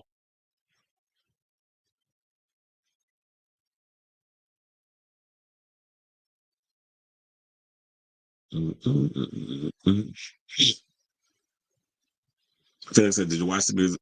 Yes, I watched it. Mhm, I watched it. I watched it earlier while I was putting the show together. Shout out to Hassan Piker. First of all, when he got up out that chair to go get a drink, I was like, "Wait a minute." I was like, "Where did all that body come from?" First of all, Hassan is sexy as fuck. Shout out to the Turkish men. Y'all can get it. He got up, and he's tall. Then he got up and was like, I seen all that butt in them damn sweatpants. I was like, when did he get all that ass? And then when he bent down to get a drink, I was like, come on, tall drink of water. But yeah, overall, besides me sitting there salivating at the mouth looking at Hassan, it was a relatively good interview. I had to fast forward through some parts because I was just like, all this other stuff is like, I don't understand what y'all talking about. But I did love the apple shade. That was funny. And then when she went and said that when they was talking about trans people or people who shouldn't out of the closet and what would they be if they was trans, when she went and called out Lindsey Graham and said that he need to come out the closet, I definitely fell out. So, and then talk about how much she loves RuPaul's Drag Race. So yes, I like Vivian. I like the interview. It is good. If you haven't seen it, definitely check it out. Um, what else? I would say so. Yeah, that it was a good interview. I would like to actually see her on an episode of RuPaul's Drag Race because she would definitely fit in with that, and that'd be the ultimate shade to kind of throw at Elon, who's talking about he's leaving Doge in May, and I'm like, why we gotta wait a whole month? Because by the time May rolls around, you think people done forgot, or you've already done all the damage that need to be done. That by the time May comes around, the damage is already done in so many ways. 23 years. 2023 was the first year since 2002 a non-white actress won. That is insane, child. That's why I said fuck these Oscars. I don't know why, when y'all keep coming out with the hashtag Oscars so white and all this other mess. I'm like, I just watched the show, but I don't care. about all the other stuff. It's like I don't cry with spilled milk anymore. Hollywood likes to see colored people in this exactly, and that's what I was getting at when I was talking about Monique and all of them. You want to see them in stereotypical roles. Just to use him as an example, Omar Apollo was a sex worker in Queer, which that movie is actually out on HBO Max. And I heard a lot of people say, like a lot of friends of mine said, they did not like the movie. I need to watch it. I'm gonna try to get around to watching it this week, but I'm so overwhelmed. There's so many good movies that came out that's already out that I'm like, I need to catch up on it. I gotta watch that. I gotta watch Wicked. I gotta watch Nosferatu. I gotta watch A Complete Unknown. All the Oscar nominated. I gotta watch Honora. There's so many movies that's coming out that I'm like, I gotta catch up on. I feel overwhelmed, and plus a lot of shows out as well. But so you say he was a sex worker in Queer. The movie set in his home country, but the story is based around two white gays that live in the richest part of Mexico City. And it would have been probably more interesting if we could have watched a movie about Mexican homosexuals. And you know would have probably been would have probably been a much interesting story about a movie about Mexican sex workers and how they're navigating through the tourism circuit of Mexico City. If y'all would have did something like that, trust and believe I would have watched. Shout out to all them hot, fine ass Mexicans, in Mexico and in New York City. Shout out to y'all. I'll be looking at y'all sometime. This is one at my gym. I'm like, oh, I just want to climb him. Even though I couldn't. He's shorter than me. He'd have to climb me. The petite ones. Hey, you said I was thinking about watching Queer. How is it? Yeah, I haven't seen it yet. It said, which is why Angela Bassett hasn't won an Oscar yet. Well, she got an honorary one, but y'all already know how I feel about them damn honorary Oscars. I said, you can wipe your ass with that one. Oh, please. Megan Kelly looks like a bull dagger. Sidney Lewis Gossett Jr., James Earl Jones, and Morgan Freeman are some of the biggest iconic. Have any of them won an Oscar? I have to look that up. They were somehow like 10 people. Well, they said 10 people. Was that they won Oscars or 10 women? There's not that many that won an EGOT. I think it's like 19 that have won EGOTs. I think, who would probably be the next one to win an EGOT? Candy Burris. I think she might be the next one because I know she got a Grammy. I don't know if she has an Oscar. I know she has a Tony, or she can get a Tony. Because the play that she's producing is I don't know if but she's produced plays in the past. I don't know if they won a Tony. I need to look that up. But the Othello that she's doing right now, it is Othello, right? With Jake Gyllenhaal. Also, I heard that the Stranger Things previews are selling out like crazy too. Now I'm curious to see it. The interview that got to Elon, of course he is, but why don't you just say Ozempic like the rest of the other girls? Because you just gross, you're a weirdo, you're not attractive, you lifting weights and playing video games. Oh, and she also called Tesla a Ponzi scheme. I know that definitely had to get to him. And now I'm thinking about it, I'm like, you know something, she might be on to something. I think Tesla is a Ponzi scheme. And then with somehow how she was talking about her childhood and how her father was never really in her life and how he's not even a real businessman and how he just be nasty and rude to a lot of the people that work for him. And so I said, yeah, that sounds about right. When you just wave your little hand around because you got a little money. It's imposter syndrome. That's all it says. But Elon's just not likable. And yeah, he's talking about leaving Doge because the Tesla stocks are dropping. I was like, whatever. That shit been dropping. Yeah. She said that too, but she said that she just was so like she didn't care about what they was talking about, so that's why she left the room. And she was like, "Now I wish I would have stayed in there, so I've been able to tell you what they was talking about." But then she also said she's a product of IVF, that a lot of her siblings are part of IVF. So it's funny how y'all got a problem with how people bring children into the world, abortions, all these other things, unless it affects you. But I've always said that about Republicans. They don't only give a damn until it affects them. And she was uncomfortable talking about it, but she said, yeah, a lot of her and a lot of her siblings are a product of IVF. I would not be surprised if all of them are. But the word on the curb is because he does some goddamn ketamine, that dick don't get up. So yeah, you got to be able to. You can't even get an erection because you do so much damn K. Of course, your kids have to be, scientifically created. And then said that her father doesn't want to be like she said he wants to be like that oligarch villain in Ready Player One. She said he wants to be more like that than, all these other people that he gets compared to. And I was like, I believe it. Although I like Ready Player One, but if you really look beyond the pomp and circumstance of it all and the visuals, that story is pretty dark. And I like Ready Player One. I was hoping that we get a second one. All right, y'all. So let's move on and let's talk about the diddler. So yeah, there's another story that came out about the freak offs. So now, and then also I thought this was old, but apparently I'm guessing they have another Diddy documentary that's on Tubi or something. I've been seeing a lot of advertisements and stuff about it. It just popped up through TMZ, and I was like, I didn't know that this was actually a thing, but apparently it is. So they said Diddy's legal team is saying that his infamous freak-offs were all consensual amongst every party involved, and some top lawyers see the play. In a new clip from TMZ, okay, so it is new.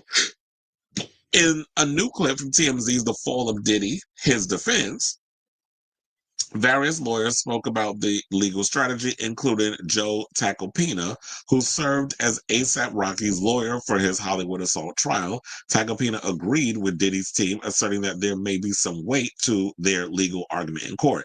I was going to show y'all the clip, but I don't know how Tubi is with their algorithms and things of that nature, so I'm like, I'm not going to risk it and have them come for me. So y'all just going to have to just go by what I'm reading. So the battleground here will be consent in this whole case, Tacopina expressed in the exclusive TMZ interview. And quite frankly, at the time, it sounds like people were consenting. It's not sex trafficking if everyone wants to be there. When you think of sex trafficking, you have connotations of people being sold for sex, and you're not going to get that here.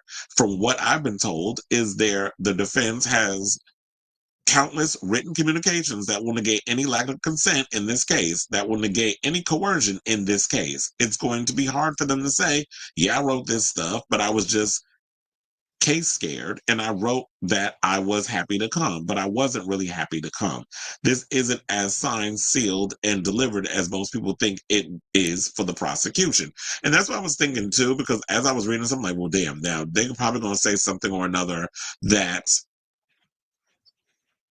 in this whole situation, Diddy covered his butt by having people sign NDAs, by having people who are going to be doing these freak offs and making money hand over fist for being slutted out at these freak offs, that you sign paperwork saying that, yes, I give consent or I give permission, whatever the case is, even if there was a situation where, yes, I was scared and I was trafficked in so many other ways, but because I feared for my life, I signed the paperwork because I was threatened. That's all going to be, in so many ways, I believe, hard to prove. So it's always like these weird little loopholes, and when they want to go to the T by the legalities of it all, because a lot of times the legal world does not catch up with the real world in a lot of situations. A lot of these cases might get thrown out.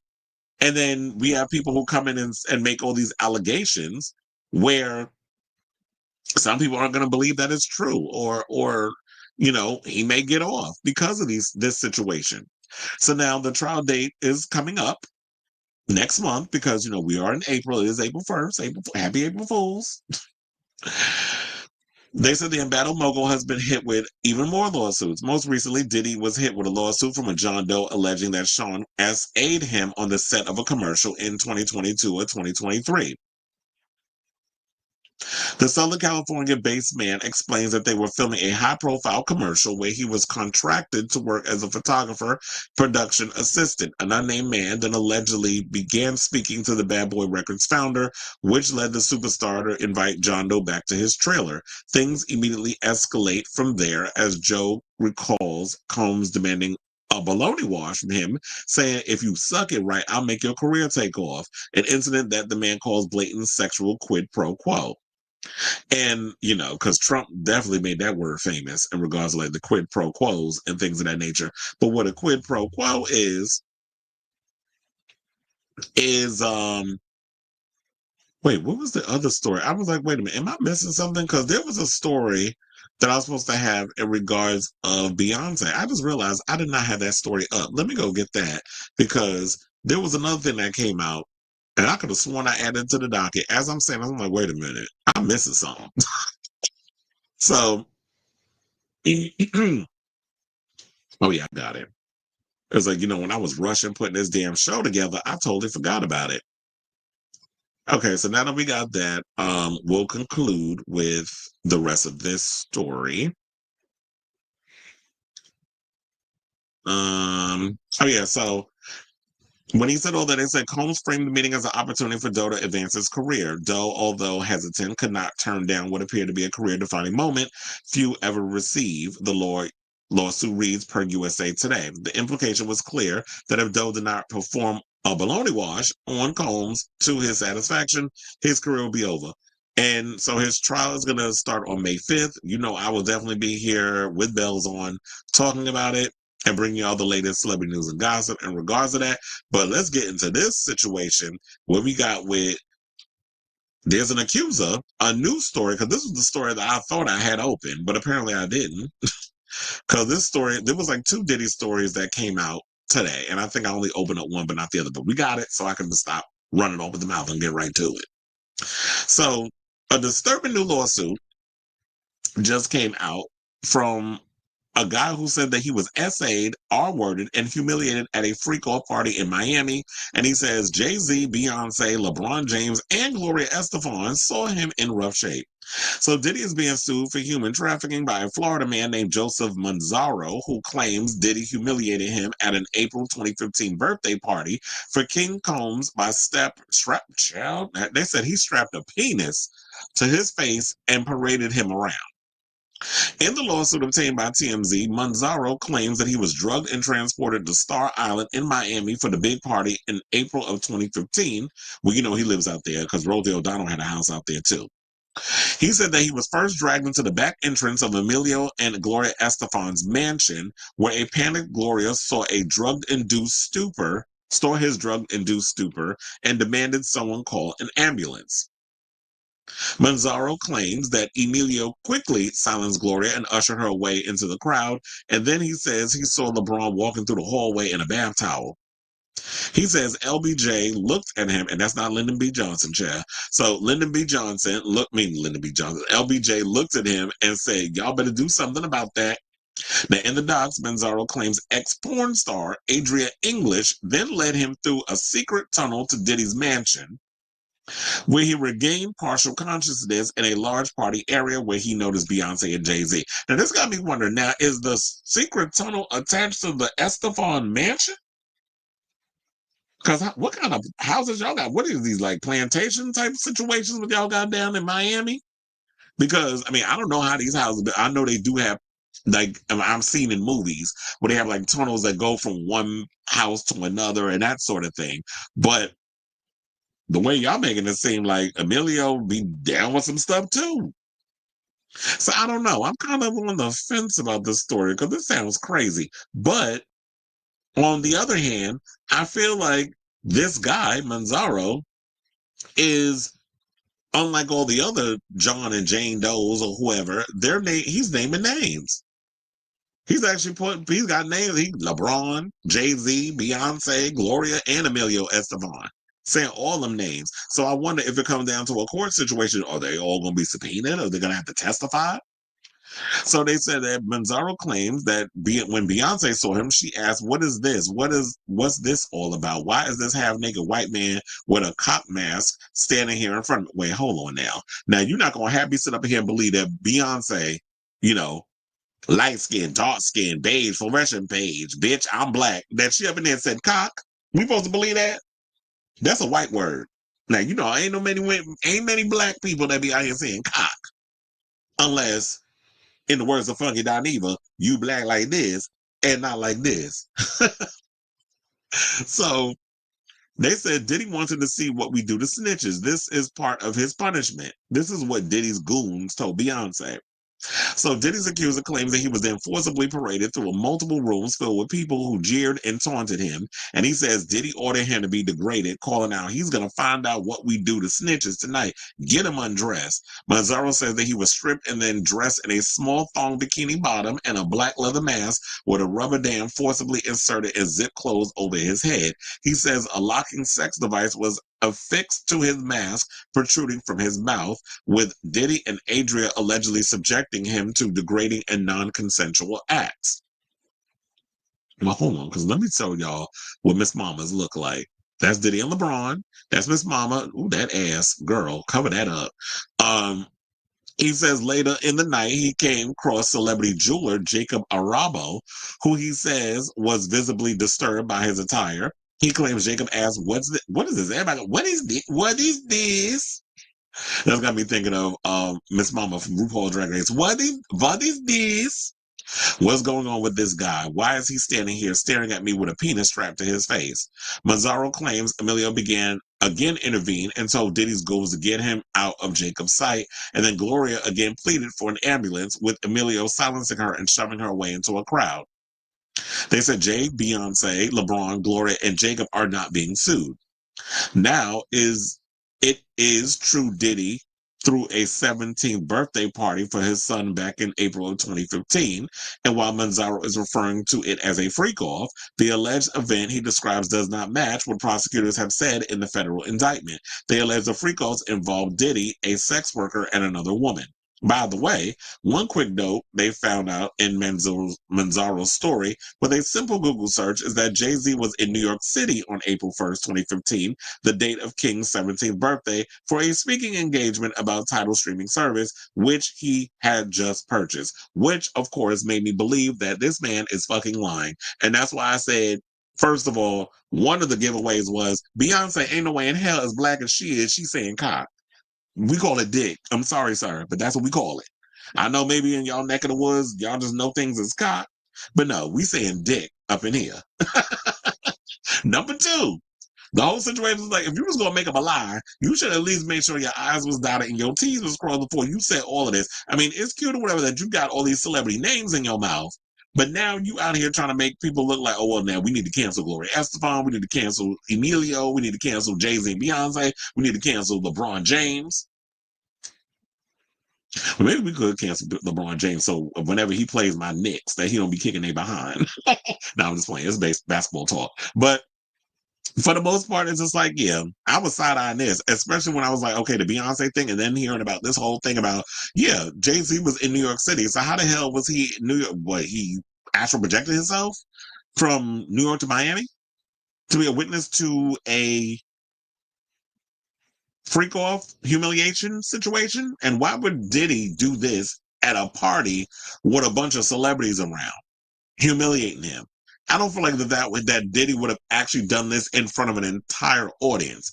I'm sure that Diddy's got his kinks. Diddy's got his little things that he's into. Diddy is not innocent in this. Trust and believe. From the many decades that he's done dirty to people.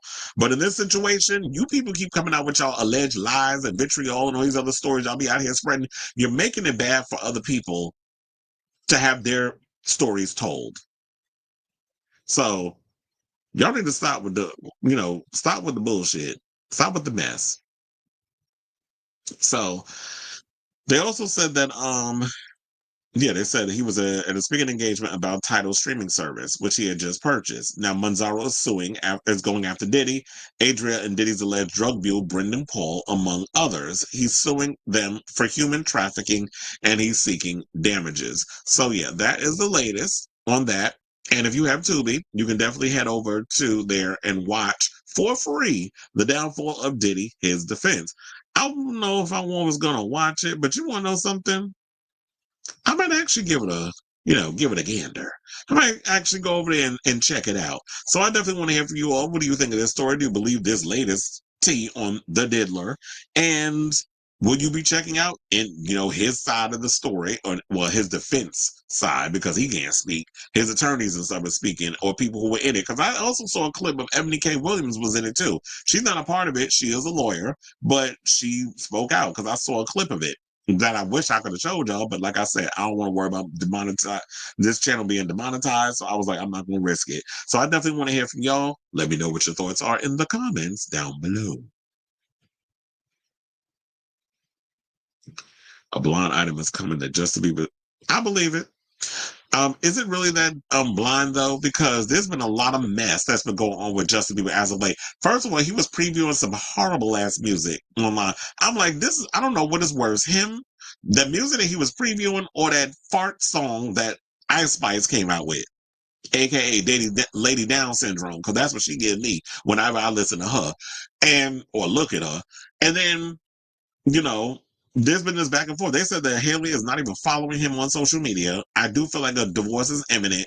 This boy looks like he's on a downward spiral, and you got a kid. So what is going on with Justin Bieber? So I do feel like that I believe a divorce is coming. And I believe it will be here by maybe the summer or the end of 2025. Like, I truly believe them two are not going to last. And, you know, who had the last laugh? Miss Gomez. You want to know something? Somebody was trying to get, first of all, have y'all checked my TikTok? I did not realize that Camila Cabello was such a big thing. There are people literally on, and I've never seen so many likes and comments about the Camila Cabello Charlie XCX story. Like, there's people out there saying, oh, well, there was one person that said, oh, well, y'all could go after Camila Cabello, comment over Charlie XCX, but you had Selena Gomez up in there do the same thing and nobody said anything. First of all, there's a song that Selena Gomez has on her new album with Benny Blanco, her fiance, and Charlie XCX has a writing credit on it. I was like, it's probably a song that was dropped from a Charlie XCX album that Selena picked up and was like, let's rework it, which happens a lot in the industry. And when I was explaining this, I was like, first of all, they only give you so much to write in the thing, and I was not going to do this whole citation to break down shit. Like, I'll do it here because at least I could say it with my mouth and not have to be sitting up here typing with my fingers and shit on my phone.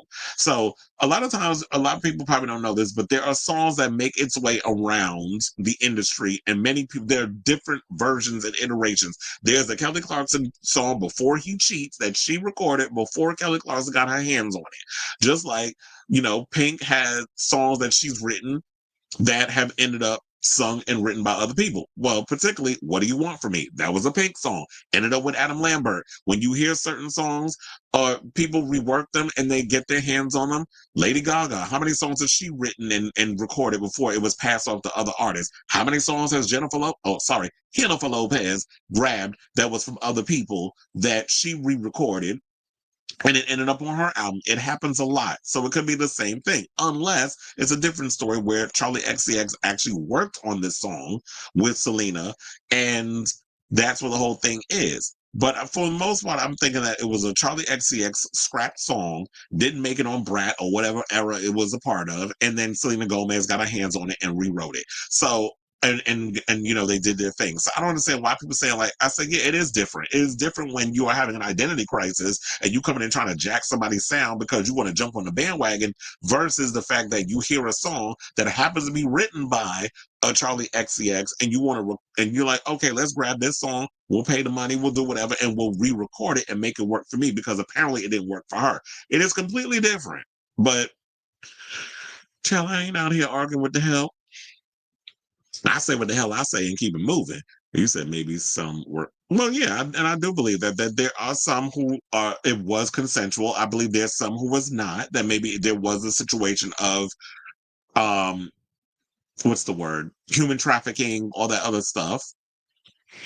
And then y'all drug them up, which they do a lot of when they want to break these, you know, people. They drug them up and they run through them, you know, with the running a train on them, rape, you know, all word them for hours until they've been broken spiritually, mentally, physically, all that stuff. And then, you know, they'll be on that dope. So yeah, it happens a lot. So I do think that it was some consent, but I also feel like, you know, it could be a slippery slope, because those people who actually consented, now they see there's a cash payday and now they want to renege on the fact that, yeah, you did consent. I wouldn't get my hopes up about watching Queer. It's a satisfying watch, but it's no Brokeback Mountain. The one unique thing about it is the age gap. Very typical for, yeah. And I don't know how I got everybody to say homosexual. It's like we have our own language over here. Nobody calls Miss Lopez the J word. We call her Jennifer. Is he having Selena Gomez? Which, well, look, Selena about to get married to Benny Blanco. She ain't got time for Justin Bieber. She got her man, and she ain't gonna mess that up. JB has been looking, yeah, he looks a mess. But I think it's more than some weed that he on. Britney did Telephone and When I Grow Up before it went to Gaga and PCD. Yeah, and Milkshake was originally a song that was supposed to go to Britney before it went to Khalees. He said, I saw a video about Haley's decade-long obsession with a place. Not on, yeah, Haley B was a damn groupie. She, did what she had to do to get with him. Lou knows another groupie that did the same shit. And I feel like another Justin Timberlake, his wife, when he got with Miss Beale, she was a groupie too. She was over there talking about how she wanted to get with him. And I would not be surprised if how he got her is the same way that he was doing with that other girl, where he was going around cheating. Because I'm sure she is a product of an affair. Which is probably why she doesn't feel no waste time whenever he cheats on her. But tries to play it off like she isn't. But she probably heard, it's like, girl, how you get him is how you lose him. Exactly. So that's why I think when people say, oh, it's Charlie XCX, I'm like, it's probably the writing credit comes from the sample. Because, when you sample people, now we're in a place where everybody gets a writer's credit. So that's probably what it is that, and that is the song Blue is Flame, because there was like, oh, Charlie XCX, she basically took out Charlie. No, she sampled, it could be that she sampled, now I know what it is. She sampled the song. They sampled the song because Benny's the producer. They sampled the song. And yeah, when you sample stuff, it's kind of like if you ever read the liner notes of a Beyonce track these days, and it's got like 85,000 freaking credits on that one song, is because when you sample somebody's work, you got to credit everybody that was on the damn song. And I'm like, okay, this is ridiculous, but you got to do that now, because otherwise everybody tries to find a little thing and a little loophole. They want to sue you, so you got to cover all your bases. Haley, the ultimate pick-me girl. But look, be careful what you wish for, because you just might get it, since we over here quoting PCD. It's like, look, and she got what she wanted. All right, y'all. So now let's get into this mess, and let's talk about the Trump administration with their usual distraction, because you had Pam Bondi's scarecrow-looking ass up on the TV, now talking about that they want to give Luigi Mangione the death penalty over what he did to that, that healthcare CEO. I can't stand these damn people. But yeah, let's entertain this buffoonery. So U.S. Attorney General Pam Bondi, and it was a lot for me to say that, because y'all don't even have the qualifications to be doing the job y'all getting in the White House. And y'all got the nerve to talk about DEI and affirmative action? She is the main reason that a lot of these people that's getting these jobs in the administration, they are the product of affirmative action. They're the ones who benefit the most from affirmative action and DEI, not people of color. Just putting that out there. But a lot of y'all don't like the truth. But anyway, so she said today that she has directed prosecutors, she's directed, like they got to listen to her ass, to seek the death penalty against Luigi Mangione in the killing of United Healthcare CEO. I know I was supposed to say unalive, but whatever. I said it already. Brian Thompson, following through on the president's campaign promise to vigorously pursue capital punishment. It is the first time the Justice Department has sought to bring the death penalty since President Donald Trump returned to office in January with a vow to resume federal executions after they were halted under the previous administration. Luigi Mangione's red rum of Brian Thompson, an innocent man. Child, get off my line with this foolishness. He an innocent man. How many other innocent people died under the scamations of, our healthcare system, where you have a lot of these people that deny healthcare and aid to people who need it, surgeries, things of that nature. So y'all were talking about this one man, how much blood he has on his hands from the thousands of people that died under United Healthcare's BS and politics. But I had to cry. I had to crack up over that. They said it was a premeditated, cold-blooded assassination. Oh, this is her bullshit that she's saying. That's why I had to cackle. She said, so let me just read her foolishness, because, it's hard for me to get through the overall stupidity that comes out of these people's mouths. And the fact of the matter is, they expect y'all to just swallow this like a pill. She said he's an innocent man and father of 2 young children, was a premeditated, cold-blooded assassination that shocked America. Well, it didn't really shock America because a lot of people, no shade, and I don't know because y'all don't be paying attention. I know y'all in y'all little bubble, but more people are Team Luigi than they are this other guy. And that's no shade. That's just the reality. She said it was an act of political violence. Well, it has nothing to do with politics. It has to do with healthcare and how we have one of the worst healthcare systems in the country. So I don't think it has to do with politics, but we know what it is. The fact of the matter is these people love to make everything political as a distraction from all the stupidness that they're doing. So yes, Mangione, a 26-year-old Ivy League graduate from prominent Maryland real estate family, faces separate federal and state red room charges after authorities say he gunned down Thompson, who was 50, outside of a Manhattan hotel on December 4th as the executive arrived for United Healthcare's annual investor conference. The unaliving and ensuing 5-day manhunt leading to Mangione's arrest rattled the business community, with some health insurers hastily switching to remote work or online shareholder meetings. It also galvanized health insurance critics, some of who have rallied around Mangione as a stand-in for frustrations over coverage denials and hefty medical bills, which is literally what I just said, but it's in the article. Now, surveillance video showed a masked gunman pow-powing Thompson from behind.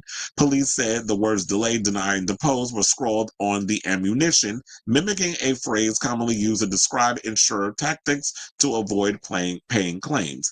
Mangione's lawyer, Karen Friedman Agnafilo, her husband's working on Diddy case, said Tuesday that in seeking the death penalty, the Justice Department has moved from the dysfunctional to the barbaric, saying Mangione is caught in a high-stakes game of tug-of-war between state and federal prosecutors, except the trophy is a young man's life. This is what Freeman Agnafilo said in a statement, vowing to fight all the charges against him.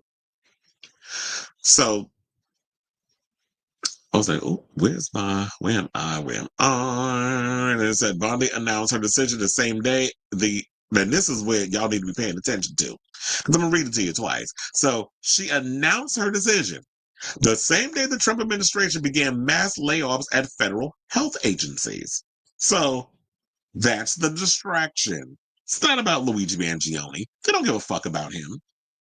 This is the distraction. They want y'all to be more outraged over the fact that we're going to pursue the death penalty for this kid rather than the reality that here this administration goes doing mass layoffs of federal health agencies, which of course, they're just dismantling all the things that we need to help people who are poor, people who really need it, the elderly, and the lower middle class, or I would just say the lower class, because this is all a capitalist situation. They try to use race wars and the trans people and the immigrants and all other stuff for them to as a distraction so they can dismantle all the things that they feel like is a sign of weakness. It's a crutch. You need to pull yourself out by your bootstraps. But where's the goddamn boot and the strap? Y'all keep removing things, and then when we try to get a leg up, y'all don't want us to have a leg up. The 1% want to continue to grab more and more and more and more and more of the pie until there's nothing left. And then we're all sitting fighting amongst each other while the oligarchs and the robber barons and these rich, wealthy people just continue to steal every piece of the pie that keeps this country what it is. But we all worrying about trans folks.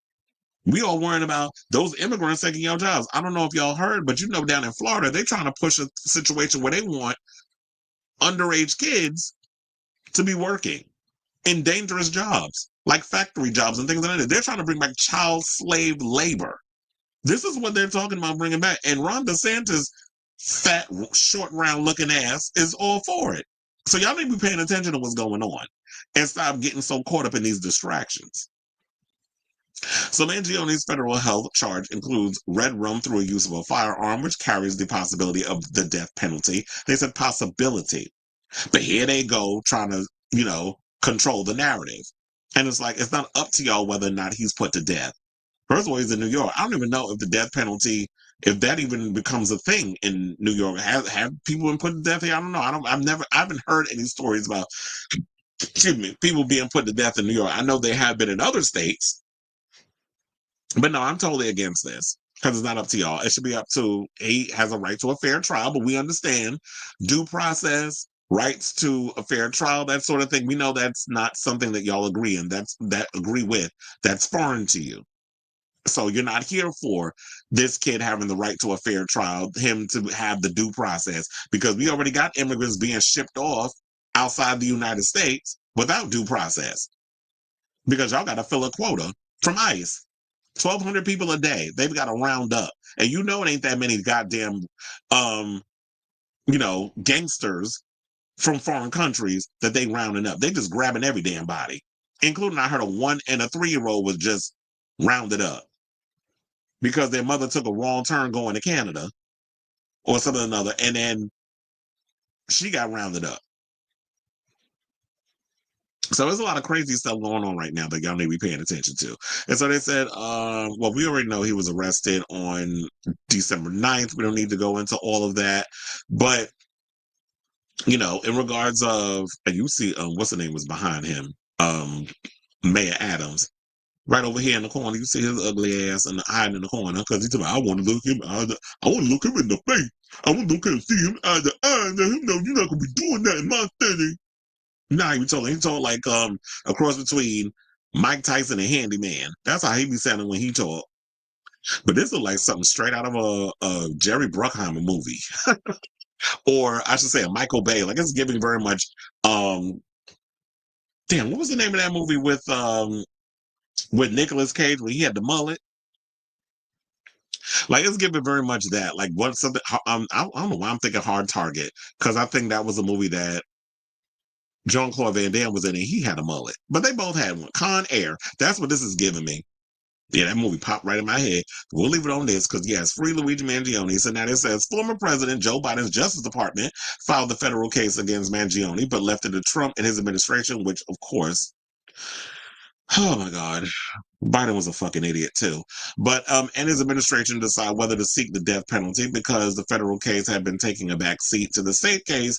Federal prosecutors have yet to seek a grand jury indictment, which is required for capital cases. Now, Trump oversaw the unprecedented run of 13 executions at the end of his first term and has been an outspoken proponent of expanding capital punishment. Bondi's order comes weeks after she lifted a Biden-era moratorium on federal executions. And then Trump went and signed an executive order on his first day back in office on January 20th that compels the Justice Department to seek the death penalty in federal cases where applicable. So Biden campaigned on a pledge to work towards abolishing federal capital punishment, but took no major steps to that end. Well, that was pretty much his whole campaign. He didn't take a lot. It was a lot of political theater. It's like, oh, we're doing this and we're going to work on this. And they don't do shit. They just sit on their hands. They play the victim. And then when, the Republicans come out and do the same damn thing and actually put things in place and really just be like, yeah, and what? I dare y'all to say something. Then they want, but oh, look, we have no power. We can't do nothing. We can't do this. We can't do that. But when you had the power, y'all should have been pulling these same damn moves that Trump was doing. Because clearly, as the president, he's doing whatever the hell he wants and doesn't give a good goddamn with the consequences. But all of a sudden, the Democrats try to be like, oh, no, we can't do anything. When they go low, we go high. We can't be mean. We can't do this. We can't do that. I can't call that idiot out in Texas, Governor Hot Wheels or whatever. Oh, that's an insult. We're not supposed to do that. Let them be the mean ones. We'll just sit over there and keep our head in the sand and look dumb. It's like, okay, and then y'all will continue to fucking lose. So if y'all just want to continue to sit and play the weakling, then you go ahead and do that. But this is why it's just like when I look at both sides of the aisle, y'all both ain't shit. Democrats ain't shit. Republicans ain't shit. And this is like, I feel like, you know what, at the end of the day, on both sides, the illusion, I am well and truly unplugged from the Matrix. When the more I look at it, I realize y'all trying to sit up here and act like our votes count, that we got the power. We don't. It's just like whoever is going to offer y'all the most money for you to do their dirty work, it's going to happen. They do it on both sides. When you got both sides, the Democrats and the Republicans, that are beholden to corporate oligarchs. So as long as that continues to happen, I'm not buying into this system. The system is shit. The system is broken, and I don't trust none of y'all. So it'll be interesting to see if y'all can actually pull me in whatever direction that you can pull me in when the 2026 election, midterms come around in 2028. Maybe I'll change my mind in the 2 years coming. But right now, I see through all the BS from all of y'all. And so now what this happens because, of course, when they said with Joe Biden not doing anything, where it's like, oh yeah, we were supposed to abolish federal capital punishment, but didn't do no major steps. When you were in office, when you had those last minute situations, you could have went in and signed those executive orders. Like Trump giving out executive orders, like, damn Santa Claus giving out candy and cookies and gifts. So if he's doing all these things with no problem, then what was y'all excuse? This is what I'll be looking at, but of course nobody pays attention to the past. Everybody just looks at what's in the present and doesn't really think about, well, so all this other time y'all could have been doing things and y'all could have just been like putting your foot down, like, yeah, I'm gonna sign this, I'm gonna do this, and this, you cannot change whatever we put in place. So they could have did something on federal capital punishment, but he doesn't care. Just like he didn't care about, neither side cares about what's happened to the people of Palestine. And they saw it in 2021. Biden's Justice Department at the same time fought vigorously to maintain the sentences of death row inmates in many cases. In his final weeks of office, he commuted the sentence from 37 to the 40 people on federal death row, converting their punishments to life in prison. The 3 inmates that remain are Dylan Roof, well, yeah, he definitely needs to die, who carried out the 2015 racist slayings of 9 Black members of Mother Emanuel AME Church in Charleston, South Carolina, 2013 Boston Marathon bomber Dzhokhar Tsarnaev, I think I said his name right. Well, who cares? He's a piece of shit too. And Robert Bowers, who fatally pow-powed 11 congregants at Pittsburgh's Tree of Life Synagogue in 2018. Well, y'all just love killing people in church, don't y'all? Or in their places of worship. So you had someone who killed 11 Jews. Then we got 9 Black folks that got shot up in the church. And they said, yeah, this happened in 2018, the deadliest anti-Semitic attack in U.S. history. So, yeah, we definitely need to have them die. It's like, no, y'all not getting away with that because that was just based around just race and the hatred and anti-Semitism. So, yeah, y'all deserve to get, what's coming to you. So yeah, there's that. That's the story. And I definitely want to hear from y'all. What do you guys think of this story regarding the tea surrounding Luigi Mangione and how the Trump administration is trying to show how tough they are because they want him to have the death penalty when it's not even up to y'all. Let the guy have a trial. Let you pick the jury, have them decide. You might be hard pressed to find somebody that doesn't empathize with, has been screwed by the healthcare industry that may not empathize with Luigi Mangione. So I definitely want to hear from y'all. Let me know in the comments down below.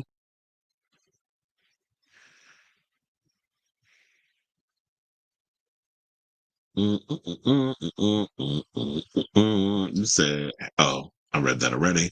The January 6th protesters were threatened to K-word people in office, but I guess they get it. Well, yeah, and it's funny how, like, you treat these because they were loyal to him. See, it's always different, and that's why I said, you only care about free speech when it affects you. So as long as they agree with what you agree with, they're here for what you got to say and do.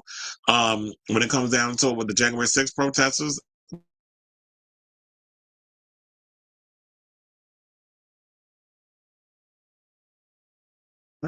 you know, they're, or free Palestine, they ain't shit, right? That's the way they look at it. I don't know what's going on. I see like my internet is interneting. They said, well, the connection is unstable. So hopefully it gets together by the time I get through these comments. Luigi has been writing back to people that write letters to him. I heard they also been sending money to a GoFundMe on his behalf. His lack of media coverage and updates from him left him being a white boy of the month. That's because they wanted to shut down all this stuff because it was like, oh no, we can't keep making news about this healthcare CEO power because then we make him a martyr. Then people start to have their. I was like, you really think that showing somebody in the news that people aren't going to have an opinion about it? Like there are people out here who are still about free Luigi, that are pro Luigi, that understand the situation. So, and this is why legacy media, I keep saying, is dead, and people get their information from social media and the internet. So I guess wealthy see child, they've been a wealth. They seem to have been a protected class. As long as you got the money, that's all they care about. Which is why I've always said it's not a when you look at the likes of Donald Trump and those other stuff, if you got money, he likes you. A lot of times it's always about class. They like to use racism as a smokescreen, but for the most part, it's a class issue. We're up here, you're down there. We want to keep you there. Dogma is coming back to theaters this summer. Well, good for them. I've never seen Dogma. I've never really could get into Kevin Smith's movies.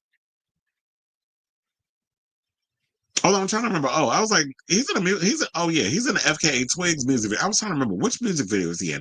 He's in the FKA Twigs video with Northwest. So, yeah. I mean, I like Kevin Smith. I like when he pops up in things, but I never could get into like the Jay and Silent Bobs and all that stuff. All right, y'all. So let's move on. Let's talk about Chris Brown, who is not playing with Max and that Warner Brothers Discovery docuseries that they made on him, because he's taking them to court for $500 million. And I think, if I'm not mistaken, the trial is starting. So, according to In Touch Weekly, Brown's $500 million lawsuit against the producers behind the documentary that labeled him a serial R word and S-ayer heated up in court this week. According to court documents obtained by In Touch, Ample, the company that produced the documentary, Chris Brown, A History of Violence, that aired on Discovery earlier this year, along with Warner Brothers, which owns Disney, fired back at Chris's lawsuit. Excuse me. The producers denied all allegations of wrongdoing. Ample and Warner Brothers, along with one of the individual producers, argued free speech as their defense. The lawyer argued the following. They said, quote, Chris claims are barred in whole or in part to the extent that any statements and/or alleged implications that form the basis for the claims could be interpreted as asserting verifiable facts. Those facts are not materially false and/or are substantially true. In addition, the producers said plaintiff's claims are barred in whole or in part because he is a public figure, and defendants did not publish any false statement or implication about him with constitutional actual malice. The producers denied Chris, who's 35, suffered emotional distress as a result. Child, now he out here saying he got emotional distress. What about all the alleged emotional distress you have put on other people throughout, post Rihanna? Because everybody loves to just bring up the whole Rihanna thing, but there have been so many other factors that have played into his behavior that goes beyond the Rihanna thing. I just feel like y'all just want to be selective in your outrage. She's one of the factors. Yes, she's moved on. Yes, she got ASAP Rocky. Yes, she got 2 kids. Yes, she's a billionaire. Yes, she's one of the most successful musicians in pop music. But what happened to her happened to her. And what emotional distress Chris suffering from? Because you're a success still. You just won a Grammy or 2. I think he also won a couple of other awards. I think he won an NAACP award. He's about to do a stadium tour, which, if I'm not mistaken, Summer Walker. So what emotional distress? And I don't think you're getting that $500 million, but it's nice that you're trying to get it. The defendants demanded the entire suit be tossed and Chris be on the hook for their legal fees. Now, back in January, Chris filed a bombshell lawsuit demanding a 9-figure judgment for the alleged defamation and an intentional infliction of emotional distress. Chris said Discovery aired the documentary on October 27, 2024, despite being put on notice by his legal team that were promoting and publishing false information in their pursuit of likes, clicks, downloads, and dollars to the detriment of Chris Brown. The suit alleged they did so after being provided proof that their information was false and their storytelling, Jane Doe, had not only been discredited over and over, but was in fact a perpetrator of intimate partner violence and aggression herself.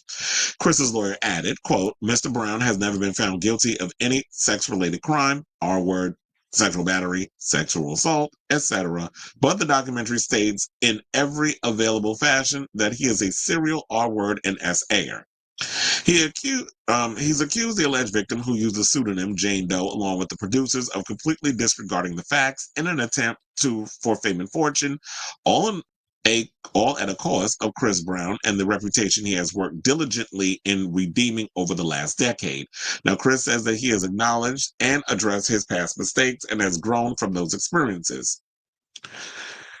The singer said the documentary features several accusers who had proven to be making up stuff. He also said that one of the women in the documentary brought a frivolous lawsuit against him in 2022, where he claims were determined to be entirely fabricated, which led to her legal team dropping her and the case being dismissed. He said producers portrayed her as credible and ignored her established lack of veracity. Well, if this is the case, I mean, if this is true, then prove it. I mean, I guess maybe he is proving it, because it said, like, yeah, if this is a woman who was in the documentary, she filed a lawsuit against him in 2022. They said that her stuff was fabricated. Her legal team dropped her. Then bring all those people in court, have them testify on your behalf, and show that, yeah, Ms. Girl was lying. She was making it up. We realized there was no case there. I was not trying to be on the hook or getting sued because I'm sitting here defending some chick that just made some stuff up and wants a payday. Then I said, if you need to make your side come across a little bit better in this situation, then have those people come up and defend you on your behalf. I mean, or subpoena them. I don't know, unless there's still some confidentiality agreement that y'all have, where it's like you have, your client attorney privilege, that sort of thing. So now Chris said that despite the producers being put on notice, they persisted in releasing the film. Now, by doing so, the defendants have demonstrated a blatant disregard for journalistic integrity and truth. Their actions exhibit actual malice as they prioritize profit over facts, ignoring public available court records and other credible evidence. Chris claimed the statements made by one accuser claimed he R-worded her was defamatory. Other statements he took with issue with included Chris Brown has a predisposition for punching women in the fact, or is it in the fact or the face? I'm wondering, because that don't make no sense. But I'm thinking they meant face. Predisposition for punching women in the face, and any accusation he manipulated or deleted text when he provided evidence to the police regarding Jane Doe. So the case, I should say, is ongoing. Chris is in the middle of a $90 million lawsuit over an alleged dog attack in his home. So in addition to all of that, he has that case. So it's a $500 million case he's charging against the people for the docuseries, where he said they're defaming him. And he's got the $90 million lawsuit over the dog attack. He also denied all allegations of wrongdoing in the case filed by his ex-housekeeper, who claims she suffered permanent disfigurement from the incident that went down at the entertainer's Los Angeles home. Well, unless she out here looking like Eric Stoltz from The Mask, I need to see what she looked like and see what kind of damage that, was done in regards to the whole situation of her being attacked by his dog. So yeah, because look, there was one video I saw over on Instagram. There was a cop that was called to these racist people's house, and they was over there talking about some dude at 6 a.m. was on top of their car because the dog went and attacked. He was afraid the dog was going to attack them, so she pulled the dog in the back because they said the gate was open or something or another. And so the police was called, and the cop came down. It was a black man, came down there with his partner. He goes to the backyard to see what the situation was. The damn same dog that the person said that would attack him attacked the dog, and the cop went and shot the dog. I cackled when I saw that video.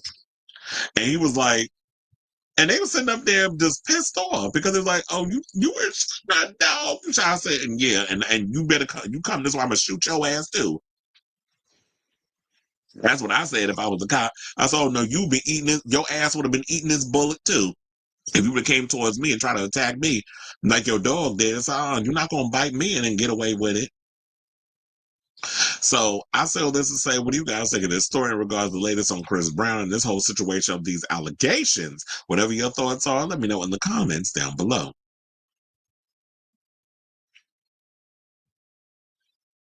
He said, I love that movie when it came out. I remember Alanis Morissette played God. Mm-hmm. Shout out to Dogma. I never seen it, but I knew she was in it and who she played. All right, y'all. Now, speaking of docuseries, let's get into this one. So we're going to go from Chris Brown to talk about Justin Baldoni and Blake Lively. So apparently, in a docuseries, I don't think anybody asked for. We're in the where there is a legal, all the legal drama and stuff that's going on between Justin Baldoni and Blake Lively. Yeah, we're about to get one featuring them. I don't know if I care enough to watch it. That's kind of like in so many ways where I stopped really talking about them because it was just every day it was a new thing. It was back and forth. It was so annoying. There was some people talking about how much they don't like Blake Lively, and then Justin Baldoni looks like he got a new haircut and he lost a lot of weight and he's been stressed out. He's been hiding out in Hawaii. Like this has been a whole thing that's been going on. But if they can find a way to zhuzh it on down and make it an entertaining docuseries, I might just check this out. So the project with the working title Baldoni versus Lively, a Hollywood feud. I wonder if it's going to be done by Ryan Murphy because that's what it's giving. Will be produced by Optimin for Warner Brothers Discovery UK and Ireland. The Discovery Plus series, to bow in June, follows ITN Productions creating its own documentary, He Said, She Said, Blake Lively versus Justin Baldoni, about the legal standoff between the It Ends With Us co-stars. The WBD series will examine the lead up to the impending court cases between Lively and Baldoni in dual lawsuits and PR massives or missives. Both sides offer scenarios that both overlap with diverge. The background to the legal drama will give Optimin producers much to work with. Well, yeah, because it's been a lot. So you got enough to work with. Trust and believe. Lively is suing Baldoni for his behavior on the set of It Ends With Us and for retaliation against her in a legal filing. Amid her legal complaints and the flurry of press and subsequent publicist drama surrounding the accusations, Baldoni pushed back with a defamation suit against Lively and her husband, Ryan Reynolds, ahead of a planned May 2026 courtroom showdown. So yes, we are literally a year and some change away, a year and a month, because today is the 1st. A year and a month away from this trial going to trial. I don't want to say it like that, but that's how it came out. This whole situation going to trial, and all this stuff is still coming. It's like, oh my god, can y'all just hurry and get this damn thing done and over with? I'm tired of hearing about it. But this is the latest conclusion, so we got to talk about it.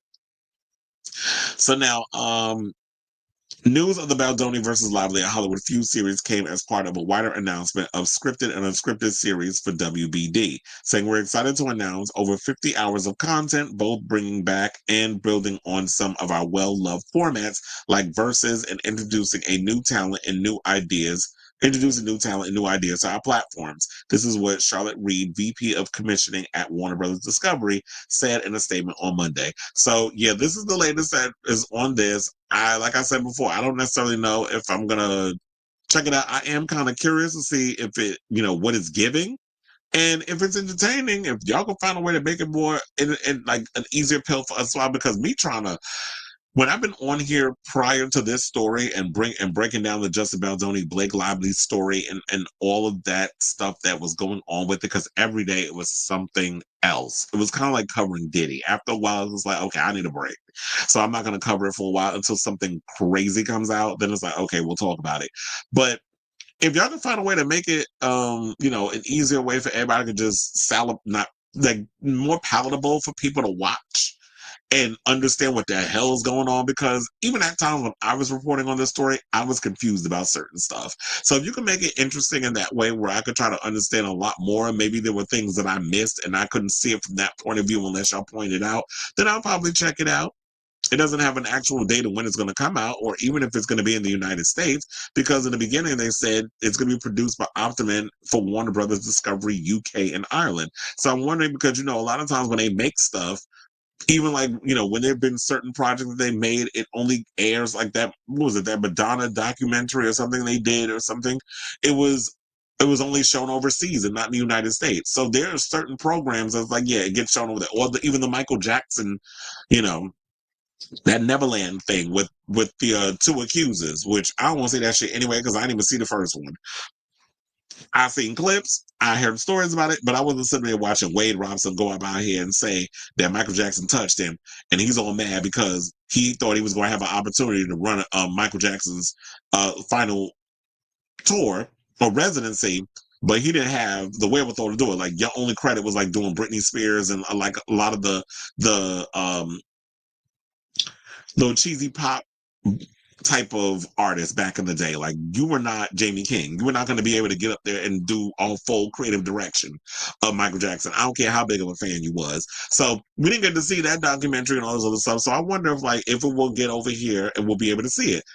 But we may have to find a way to bootleg it, or maybe somebody could upload it to YouTube and I can see it that way. So I say all this to say, what do you guys think of this story? Do you actually are looking, or do you care, or are you even looking forward to seeing this Just About Baldoni, Blake Lively documentary or series that's about to head over, courtesy of Warner Brothers Discovery? Whatever your thoughts are, let me know in the comments down below.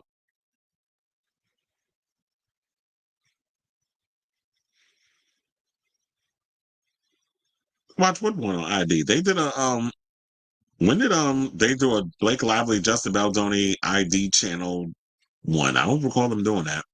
Online creators are mad saying they weren't called, saying they don't believe that we're on the story because media isn't covering. Wait, what are you talking about?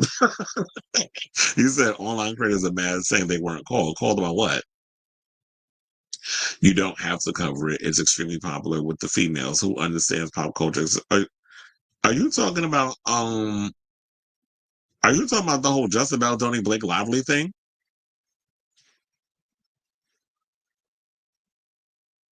They showed what last night?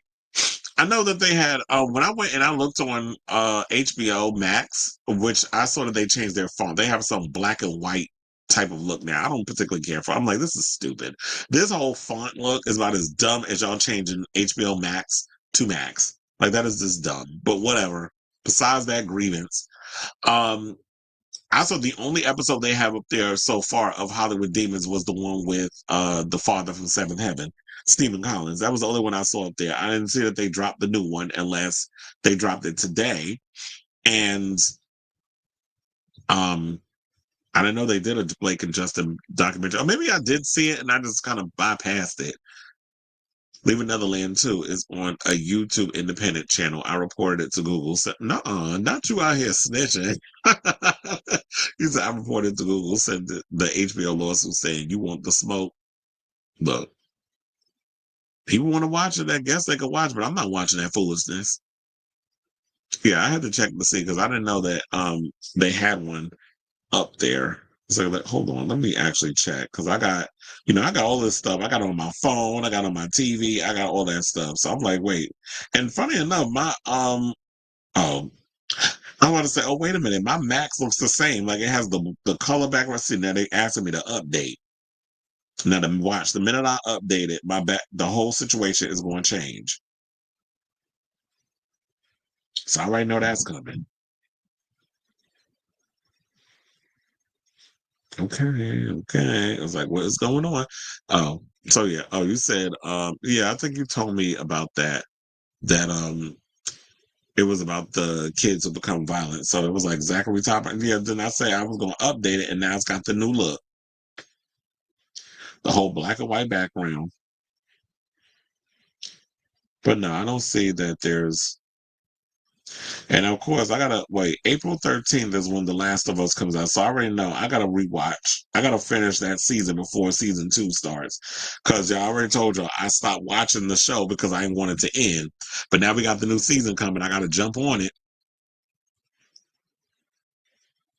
Okay, okay, okay. Where we going with the show? Okay, so we have 4 more topics left in today's episode. So if you can, do me a solid, hit that like button and that subscribe button. Also, be sure to smash that notification bell so that way you know when we go live with a brand new episode of Chris Avalon Unfiltered. And also, I'll be putting in timestamps when the live stream is over. So that way, if you want to skip through all the banter that we do during the live chat, you can actually just get right to whatever topic that you find interesting that you want to just get straight to the team. Straight with no chaser. So now, without further ado, let's get into this Monique story because Monique is out here yet again going in on Tyler Perry. And now it's just giving The Girl Who Cried Wolf, it's giving like a hit dog holler. And I think at so many points, people just sick and tired of Monique and her damn buffoonery. So let's get into her. So just when you thought Monique was done airing out her grievances, the veteran comedian actress returned with another heated tirade against Tyler Perry. So she went and did a interview with fellow comedian Rodney Red Grant. She shared why she and her husband, Sidney Hicks, believe that Perry's character Madea is far better human being than he is. So of course I do have a clip, courtesy of the Art of Dialogue. Shout out to them. And I want to play all this clip. and then we'll come back and talk. Please I'm hold. not difficult to work with. I'm just not going to put up with no foolishness. Right. And it's not that I'm not going to let you treat anybody else bad that we're playing with. So I think that the misconception came from Tyler Perry. I'm not trying to dress it up. I'm too damn grown to be scared to say it out loud. But when that brother says, oh, she's difficult to work with, well, people ran with that. It affected my career for 12 years on, oh, she's difficult. But what I will say, people that have worked with me, nobody has ever said, oh my God, she's difficult to work with. And Tyler Perry ass ain't never worked with me. So go figure that out. Okay then, Red Brand. Well, we're here now. Forget it. We're here now because he said something recently and you addressed the situation and I felt you. You know what I mean? Because I just don't like, I don't want to call whatever, what I don't want to get a part of, but don't be hypocritical in situations, right? And you talked about that. What made you react like that? Angie Stone was a warrior. Angie Stone was a fighter, baby. And to watch that man up there be hypocritical over top of my sister, no, sir. You cannot do that, because if it was the other way around, I know my sister would have done the same damn thing. It's like, what you will not do is be a wolf in sheep's clothing. I won't allow that, Tyler Perry. So, and when people say he does such nice things for people, he does. But he's going to make sure you damn sure know about it. He's going to make sure you knew. Okay, then, Red Grant, we knew he had Whitney Houston on the plane. We knew he paid for the girl's house when it burned down. We knew he left a $3,000 tip. It's like, listen, when you do things from here, that's between you and the universe. So, and let me be clear. Yeah, and it talks about that in the Bible too. It talks about don't do for people and then brag on it. Like that's supposed to be something that you do, and God, that's you and God. And so, let me be clear. As I've always said, me and my husband love Tyler Perry as we love Oprah Winfrey. They're our brother and sister, or they may be our sisters, however you see it. Okay. However you see it, because if he has on the dress, he's my sister. When he puts on the damn pants, he's my brother. But however, Madea is a far better human being than Tyler Perry. So yeah, I just wanted to get to that part so that we can pause it there. And you want to know something? I know in so many ways, a lot of people could sit up here and say, you know what, Monique, get over it, sour grapes. You keep harping on this whole situation. And in so many ways, I could agree. But when she was saying all the other stuff they were saying up and down, I'm like, you know what, you got a point. Like, it feels like Tyler Perry was trying to use this moment as a way to make it more about him than it was about Angie Stone. When they bring up things about, oh yeah, he went and paid this amount of money for this person. He went and bought this person a house. He went and did this good deed for somebody. You don't need to be shouting your stuff in the rooftop. Real people that be out here balling and doing stuff for people, I don't go, like, when I do things for people, I don't go around and make a big deal out of it. I don't go around and shout it from the rooftops. I know a lot of people that do, and when they do that, the way I look at them, I'm like, you a fake ass bitch. I don't trust you. I feel like you doing this because you want sympathy, you want clout, you want brownie points, you want all those things. And I feel like if you're going to do something out of kindness of your heart, when I do things for people, I'll just do it for them. But I don't sit and brag about it. I don't bring it up to people. Like, even when I go over and I do things, subtle things, so like family, friends, whatever, I don't make no big deal about it, because I don't expect that things need to be, shouted for the rooftops. I don't need a foghorn to let everybody know and roll down my resume. I don't, because I'm like, what satisfaction do I get out of that? What applause or accolades? I don't care about all that stuff. I don't care about the pomp and circumstance. I don't care about all the shit. I just do what I do. And so, when you balling and you got the money or whatever, that's great. But you don't have to go around and try to act like, well, what is this? You want to brag about this because this is going to be a little tax write-off? It's like, yeah, I did this deed. I did this. I did that. I got the plane for Whitney Houston. I did this thing. And I went and I was Pastor Perry at the Feud. And it's just like, okay. So you up in there trying to act like you TD Jakes in front of all these people at her eulogy because secretly you want to be a pastor. You want to be Hezekiah Walker, Miss Mamas, and I did find that funny when she said, when he's Tyler Perry, he's my brother. When he is Madea, he's my sister. I was thinking, like, when they said on Dragger, sister. So look, I totally understand it, but of course, people in the comments had this to say. So, because it never fails when people get on the line and just gotta say what they gotta say. So now, one person said, Monique, we get it, but we tired. Another person says, somebody shut her up, please. Another person said, Nikki Parker is far better human being than Monique. Ooh. Another person said, done with her after using someone dead to attack someone. Now I see why. At first I didn't. So yeah, now a lot of people are talking about because when you went and Tyler Perry did his little eulogy for Angie Stone, she decided to jump on social media and do a whole little poster video, also attached it with audio of him, of them recording a conversation between her, Sydney, and Tyler over the whole thing where she was being blackballed in Hollywood, and basically caught him online saying, like, in so many ways, I guess, he's over here pushing out this narrative about her that wasn't true. So now, of course, with you going on every story or every channel you could think of and constantly talking about Tyler Perry, people feel like, you know what, now you're difficult to work with. You are being difficult. Or like any other time or any chance you get, you keep harping on Tyler Perry and things about him and trying to hold this mirror to the hypocrisy. But people aren't going to want to hear it. You could be totally right in how you feel in the situation. There's going to be people, unfortunately, that just believe him until years from now. They're always going to look at it as like, you know what, Monique, you was right. That's why I said at this point, just, you're not going to get this apology from this man. So let it go. Move on. I don't know if necessarily that she is 110% blackballed, but she has done things since. She was just in that movie that was on Netflix that was directed by Lee Daniels. Now, in regards of whether or not she hasn't worked since, we really haven't seen Monique in a lot of stuff. So hopefully, just move on from this. Just go in, try to do your acting thing or whatever, your stand up, whatever it is that you plan on doing down the road. Maybe you need to do a podcast. I don't know. But figure out something. Just focus on your money and your family and just move on from this stuff, because now it's just like, yeah, it's just coming across as like you just whining and complaining. That's what it just feels like at this point. So I say all this to say, what do you guys think of this story? Do you agree with Monique still going off on Tyler Perry? I mean, it was funny what she said in a way, but or do you feel like she should just let it go and move on? It's like you're not going to get that apology that you want so bad from him. He's not going to give it to you. He has way too much money, way too much power, too many industry friends that teeter in his direction. And it's just like, just go off and just, you know what? There's always going to be assholes that you're dealing with in this industry.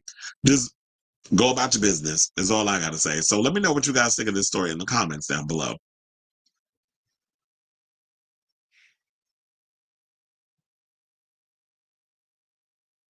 Oh, yeah, they can't. Next week's episode of Hollywood Demons about the Power Rangers. Yeah, I'm looking forward to that one. You said Cory Booker successfully forced the Senate to shut down, saying we're not doing any work until I read every letter from America, until it's in your thick skull. Okay. He said, never mind, it's not true. Wait, what were we talking about? Did I miss something? All right, y'all. Let's move on to some Drag Race news, and let's give a huge congratulations. We got some finale tea, and RuPaul revealed this himself, so it's not we can blame it on the Reddit. Yes, it was intentional that I said that. Blame it on the Reddit that they out here spilling tea of what happened at the finale. And from the looks of things, it looks like they shot the finale at the studio that they shoot Drag Race, like on the regular runway stage, which I'm actually glad that they're doing that, because when they used to do the live finales and that sort of thing, I felt like that they spoiled way too much, and too much was ending up on social media. And so the way to control the situation is on a closed damn set. So yeah, so Ru announced that Liza with a Z will receive the Giving Us Lifetime Achievement Award on RuPaul's Drag Race Season 17 finale. The EGOT winner will be honored on April 18th with the award to be presented by RuPaul himself that recognizes individuals who have made a significant impact on the world of drag and fashion. Minnelli joins Bob Mackie from season 15 and Cassandra Peterson, known as Elvira, Mistress of the Dark, from season 16 as the third LGBTQ icon to be honored with the award. Minnelli's memoir, set for release in 2026 via Grand Central Publishing, has been optioned as a TV series by Warner Brothers TV and Magnolia Hill. The memoir explores her journey as an artist, as well as her triumphs and struggles and unique perspective on Hollywood history. It also focuses on the impact of substance use disorder, that would be SUD, on Minnelli's life. The tome is the result of more than 15 years of recorded conversations between Minnelli and her long-term creative partner, Michael Feinstein. 5 queens remain on season 17 of RuPaul's Drag Race: Sam Starr, Susie Toot, Anya Nerve, Jules Sparkles, and Lexi Love, who are vying for the $200,000 grand prize. Now, the reality series is coming off its win for Outstanding Reality Competition Program at the 2025 GLAAD Media Awards last week. I said GLAAD. I went and said GLAM. We do have a GLAM Awards because once upon a time, there was a award show in New York. It was called the Glammies, but they got in trouble, so they had to change it to the Glam Awards after once I guess it became big enough that people even knew what the hell it was. So, yeah, there is that. And so, Drag Race, as you know, is produced by World of Wonder with Fenton Bailey, Randy Barbato, and Tom Campbell, Stephen Corfey, Mandy Slang. Oh, child, don't even bring up Mandy Slang saying. Every time y'all bring up Miss Mandy, there always seems to be some drama with her and the people that compete on the damn show. Michelle Mills and RuPaul Charles serving as executive producers. Daniel Blau Rogies. Okay, we don't care about all these people who work behind the scenes. Y'all don't know these people. Neither do I. So there's that. And then, that's taking over when you go to the RuPaul's Drag Race and Liza Minnelli IG page. Some of the comments, Michelle Visage says, terrific. Plasma was in the comments, said, oh my sweet God. But it's funny how Michelle puts terrific as if you didn't know she was getting it. Ma'am, you work on the show.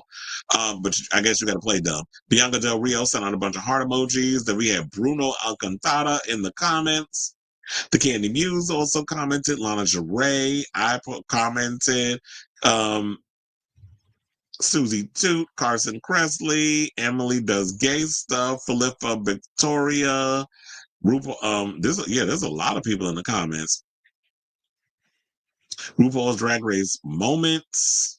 So yeah, it goes on and on and on. The Crystal Envy was up in there saying so incredible. Rob Badge 02. So yeah, a lot of the queens from Drag Race was up in there, included, and also Blue Hydrangea, Miss Kasha Davis, Joella, Nature Lopez bestie, Bob the Drag Queen, and a bunch of others. Hormona Lisa, Kitty Scott Claus. So yeah, all the girls is up in the comments, showing they love. And if you want to see it, this is the full shot of RuPaul. Actually, you want to know something? In addition to me despising the hell out of this George Washington wig that she's been wearing all season, and you see how tiny Liza is up in there in that big old chair. I like that chair, by the way. RuPaul, I actually kind of like this dress, but I have to say, you want to know something? Compared to other dresses in the past, I will say I have been. You already know I've been relatively disappointed with the wardrobe this season. So I'm looking forward to seeing when the finale pops up in what 3 more weeks, because this week is the 4th. We have the finale is the 18th, so we got 3 more episodes to go until the finale, and then by that time we should be getting some more information on All Stars 10 and all the other other shows that we have coming up. Then we have UK versus the World, the next season of that, and then another UK season and things of that nature. So I know all those shows got to be churned out soon. So I said, let's say, what do you guys think of this story? Are you all excited for a brand that Liza Minnelli is going to appear as the next one to get that lifetime achievement that they're giving out every season of Drag Race? Are you excited that Liza with a Z is about to get her her just due, because the gays live for her? So I definitely want to hear from y'all. So let me know what you guys think of this story in the comments down below. I said gays, but I was like, the homosexuals. That's what I was supposed to say. She deserves this title, and to smell the flowers that she can still. Did I hear something that she got Alzheimer's? I don't know if that's true, but I know that she's been ill a lot lately. But yes, give Liza her flowers now before it's too late. But it'd be interesting to see, like, who do you think they would give it to next year? Madonna. They got to give it. Look, Madonna, we need you to get your ass over there at Drag Race. But then again, Madonna and Ru got into it way back in the day, so I don't know if that'll ever happen. And then, with her and Michelle Visage, I don't know. We need to get Madonna on the show. She is an icon. So the gays live for her. We got to get her on there. All right, so now let's get into some more drag news. And we have an update on all this Heklina stuff that's been going on. And I almost forgot about it, but I'm glad that the girls have been out there in the UK protesting, or especially the way that her death has been handled. So more than 100 people joined a protest march through London to demand justice for Heklina, a drag artist who was found unalive in her flat in April of 2023. Stefan Grigelko, who works under the name Heklina, was found dead at a property in London's Soho Square by fellow drag queen Peaches Christ in 2023. The police referred to her death as unexpected. Now, Heklina was set to perform in Mommy Queerest, a musical parody of 1981 film Mommy Dearest, in London and Manchester alongside Peaches. Now, on Monday, March 31st, friends of the star, fellow drag artists, and other members of the LGBTQ+ community marched from Big Ben to New Scotland Yard in protest of the Met's handling of the case, for which the force has apologized, and the alleged homophobic bias of some officers. Speakers included Cheddar Gorgeous and Crystal, as well as Peaches and Scissor Sisters singer animatronic, human rights campaigner Peter Tatchell, and Green Party London Assembly member Zoe Garbett. Now, marchers chanted "London Met, we're not done yet," and held up placards bearing slogans such as "Queer safety over police power," "We deserve justice," "Not discrimination and pride," "Not prejudice," "Hold the Met accountable." I was like, and then I got this thing over on TikTok, so hold on, because I want to show y'all that. But let me close all these other windows that's on the Tiki-Taki. So yeah, they have that, but I'm gonna mute it. Shout out to Pink News for this video and stuff that y'all can see here. And they said Heklina was one of my oldest and closest friends. This was according to Peaches Christ. She said that we were family and finding her dead in London was truly traumatizing, but it has only been made worse by the complete lack of attention from the Met Police. For nearly 2 years, myself and Heklina's next of kin have been ignored. Only when I went to the media was there a response. And you already know, whenever it comes down to it, that always seems to be the case, that nobody ever cares or pays attention to what the hell's going on unless you get the media involved, because it's like, oh, now we got to get press, we got to get this, we got to get that. And y'all may think that these people, it was just another dead drag queen, but Peaches Christ is well known in a lot of our circles, as well as Heklina. So they said queer people deserve to be treated fairly and equally, and we would demand change. Now, in January, the Met released CCTV images of 3 men who were seen at Heklina's flat in the early hours of April 3rd and appealed for them or anyone who knows them to come forward. Now, at the time, Peaches told BBC that she was furious that it had taken such a long time to make a public appeal and believed the slow process of the investigation was down to homophobic attitudes within the force. Saying, quote, "When I left London, they had assigned me a family liaison officer. They convinced me we could be updated weekly, that we could be included in the process, that we would be informed of anything. I got on that plane and every email went unanswered for months and months. They completely ignored us." Now, in March of 2023, a month before Heklina's death, a review into the Met by Baroness Louise Casey found the force was institutionally homophobic, racist, and misogynistic. Well, color me surprised with that whole situation, because isn't it usually like, that in a lot of situations when you deal with a lot of the police force? RuPaul's Drag Race UK star Cheddar said they continued insensitive and incompetent handling of Heklina's death by the Metropolitan Police is a stark reminder of the way assumptions born of prejudice continue to cloud police inquiry in the UK. The way we dress, how we identify, or details of our personal lives should never be allowed to determine the quality of protection provided by the police. A life, regardless of how it is lived, holds inherent value. Loss warrants equal care, compassion, and thorough investigation. To suggest otherwise is not just misconduct, but a dangerous failure that places multiple communities at risk. Fellow Drag Race UK star said, Heklina was one of the first people to give me an international booking in San Francisco long before Drag Race, and I've remained a huge admirer. I'm horrified to learn from Peaches about the huge failures of the Met Police in the investigation and communication surrounding her death. I'm unfortunately no stranger to the justice system, and marginalized communities know firsthand the bias that can be found within the police force. We demand answers, we demand justice, and we demand better.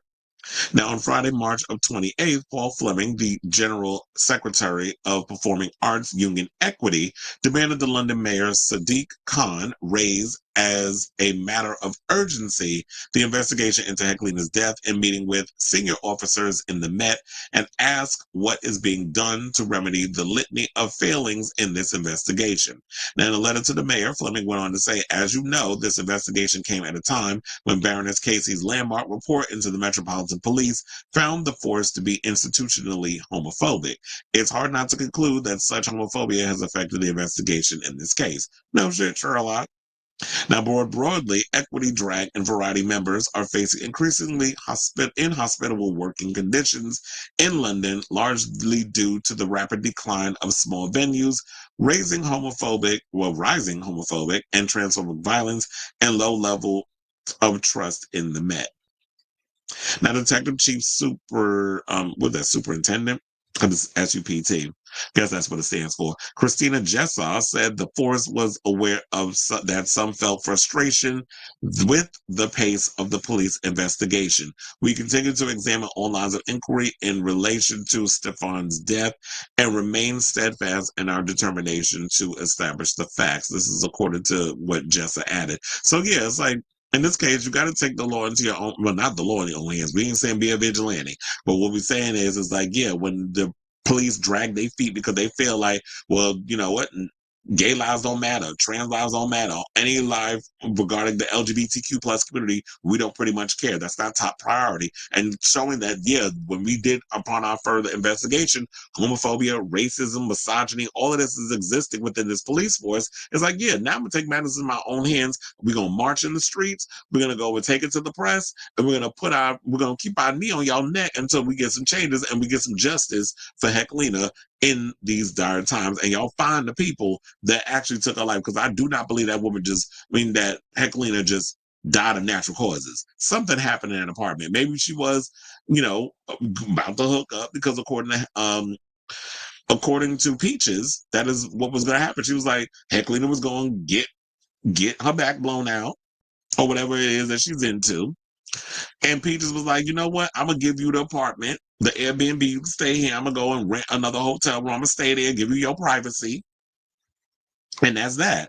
And then Heklina, when she showed up at the apartment, I don't know how many days it was. I don't know if it was the next day or maybe 2 days. I don't remember the timeline off the top of my head. But she came back to the apartment. Things weren't right the way they were. And then she discovered the body. So there had to be some type of situation that there was a hookup that went wrong. Because, a lot of times when you get a lot of these hookups, if you want any of these hookup apps, particularly Grindr, we've been hearing a lot of stories about how you hook up with people, they lure you into situations, people end up getting robbed or they ended up unalive and stuff like that is going on. So it is dangerous on these streets when you got people literally seeking out queer people to attack and rob. So that could have been like a situation that went down, and then maybe there was an accidental death or something that transpired with that. We don't know, but there needs to be justice for Heklina in this situation. So I say all this to say, what do you guys think of this story? I'm definitely going to continue to follow the story as it develops, and I'm glad that I've been seeing that there have been some outlets that have been speaking out and proud and loud about this story. So I definitely want to hear from you all. Whatever your thoughts are, let me know in the comments down below. Honestly, is not sure if it's Alzheimer's, but she's very hyperactive. I was just getting into her around the time she presented the POTY with Gaga at the Oscars, and that was my first time seeing her. And I'm always like, Liza's, Liza from back in the day. Well, we all know, we love her mother, Judy Garland. But, yeah, Liza was that girl, and she definitely deserves her flowers. All right, y'all, let's get into this final story, and let's give a huge congratulations to my girl, Tana Riddell, who has come out as pansexual. That does not mean that she likes to hunch Tupperware in pans. Is that, she's into whoever she's into at the time that she's into them. So in a new interview with Out, the Going Blonde singer got candid about her sexual orientation and revealed that she identifies as pansexual. She said, yes, I'm pansexual. This is what Adele, who's 24, told the outlet on the 2025 Billboard Women in Music Awards red carpet at the YouTube Theater in LA on March 29th, saying, it's funny when people ask me my sexual orientation, but I feel like you should be able to hear that in my music. There's more of that coming. But that's weird. Why would somebody go and say, what you into? You eat coochie? Like, that's not a good business. Like, if you hear me use a he pronoun, a she pronoun, when I'm talking about love, that should pretty much be the dead giveaway. Why do I gotta announce it? You hear it in the music. Now, Adele previously spoke about having romantic feelings for women in a June 2024 Glitter magazine interview about her song Strawberry Crush, centered around wanting to flirt with someone of the same sex in a grocery store. Saying, swear she saw me staring at the sway in her hips, through the produce section, what was she gonna get? Those bright red nails picked up that little green basket. Man, if that's how she gets it, when I gotta have it. Or then I gotta have it. This is what she says on the track. Now, explaining the title, Adele told Glitter a strawberry crush describes the moment when you start to have a crush on a girl, and this one just happened to be one that I never saw again, but randomly in a grocery store. Well, I thought he was talking about eating strawberries. I'm okay, daughter. And so the Buckle Bunny artist has been quite open about her fans, with her fans as of late. She long spoke about being adopted, but in a series of Instagram videos, she revealed that she had a brother she never knew about. And child, yeah, this is the story that I saw. I gagged when I saw this yesterday. So there is a video that's going around on social media, particularly Instagram, where she told about, like, yeah, she had a brother she never knew about. Her biological father, he found out about her because of some paperwork that her mother had signed. The mother gave away Tanner for adoption. She was adopted by a Mormon family, but the mother thought that Tanner was a product of an affair because, yeah, mama was out here laying low and spreading it wide, and she thought that she was the man she was cheating with. She thought that she got pregnant by him. So she went and gave up Tanner. The biological father found out about her because he found the paperwork. And she said that before she even had a chance to meet her, her biological mother died years before she had met her. So it was a whole damn mess. And so I think she might have met her biological father. She met her brother because she was like there was like some little gene test that she did. And her brother, I guess, tracked her down or something or another. And it was like she immediately called him or texted him because he was like, well, you don't ever have to call or I just want to let you know that I'm out here. And if you feel ready, then you can hit me up. You don't have to, no rush or whatever. And she immediately got in contact with him. And, they've been able to forge a relationship. But yeah, I was like, that was and I believe her father was in the military. He went away, and she basically, the mother, I guess, was feeling lonely, and she decided to feel her oats. She got with another man. She thought that was the baby father, that he was the baby father. Turned out her biological father, that was his kid. So she basically just gave away a kid that was with her actual husband. But I guess maybe in them days they didn't have paternity tests or whatever that you could check the genealogy. I don't know. So that was I said, you know what? It just makes sense that Tanner Riddell is a country music star because all the melodrama behind that makes it relatively interesting. So she said that her new single, Going Blonde, which came out on March 28th, inspired by the deeply personal story and her bio mom's Dolly Parton as blonde hair, which led her to try the color on for herself, which you can basically see in the picture that I have up top. The funny thing, when I was looking at that, I thought that was a wig. I mean, it kind of does give wig. And she does look racially ambiguous, but I guess because she is a mixed race. And, she did work on Beyonce's album with her, the Cowboy Carter record. So she said, I've been really intentional with how I wanted to put this song out. This is what she told people at the GLAAD Media Awards on March 27th. I wrote it almost 4 years ago when I was going through a process of my birth family finding me and me finding out some truths that I wasn't expecting. And I kind of had to become a whole new person through that. So yeah, it kind of makes sense. Like, yeah, now who is this identity? So it's like the person I thought I was is not necessarily who I am, because now I've discovered this other family that I have and this whole lineage and this history. Like when you find out about your birth family, then it's like a whole new rebirth and a whole new look. So I totally understand that. But you know, in addition to her family life being a mess, congratulations, niece, on coming out and being a part of the Levitical family. That'd be LGBTQ, for those of you that didn't know Levitical. So shout out to you. You're part of the family. You know, you are pansexual, that sort of thing. And I like the fact that you out here living your truth and owning and basking in your queerness. So welcome to the family, niece. So I say all this to say, what do you guys think of this story regarding Tanner Riddell coming out as pansexual? Hide the Tupperware. No, I'm just playing. So let me know what you guys think of this story in the comments down below.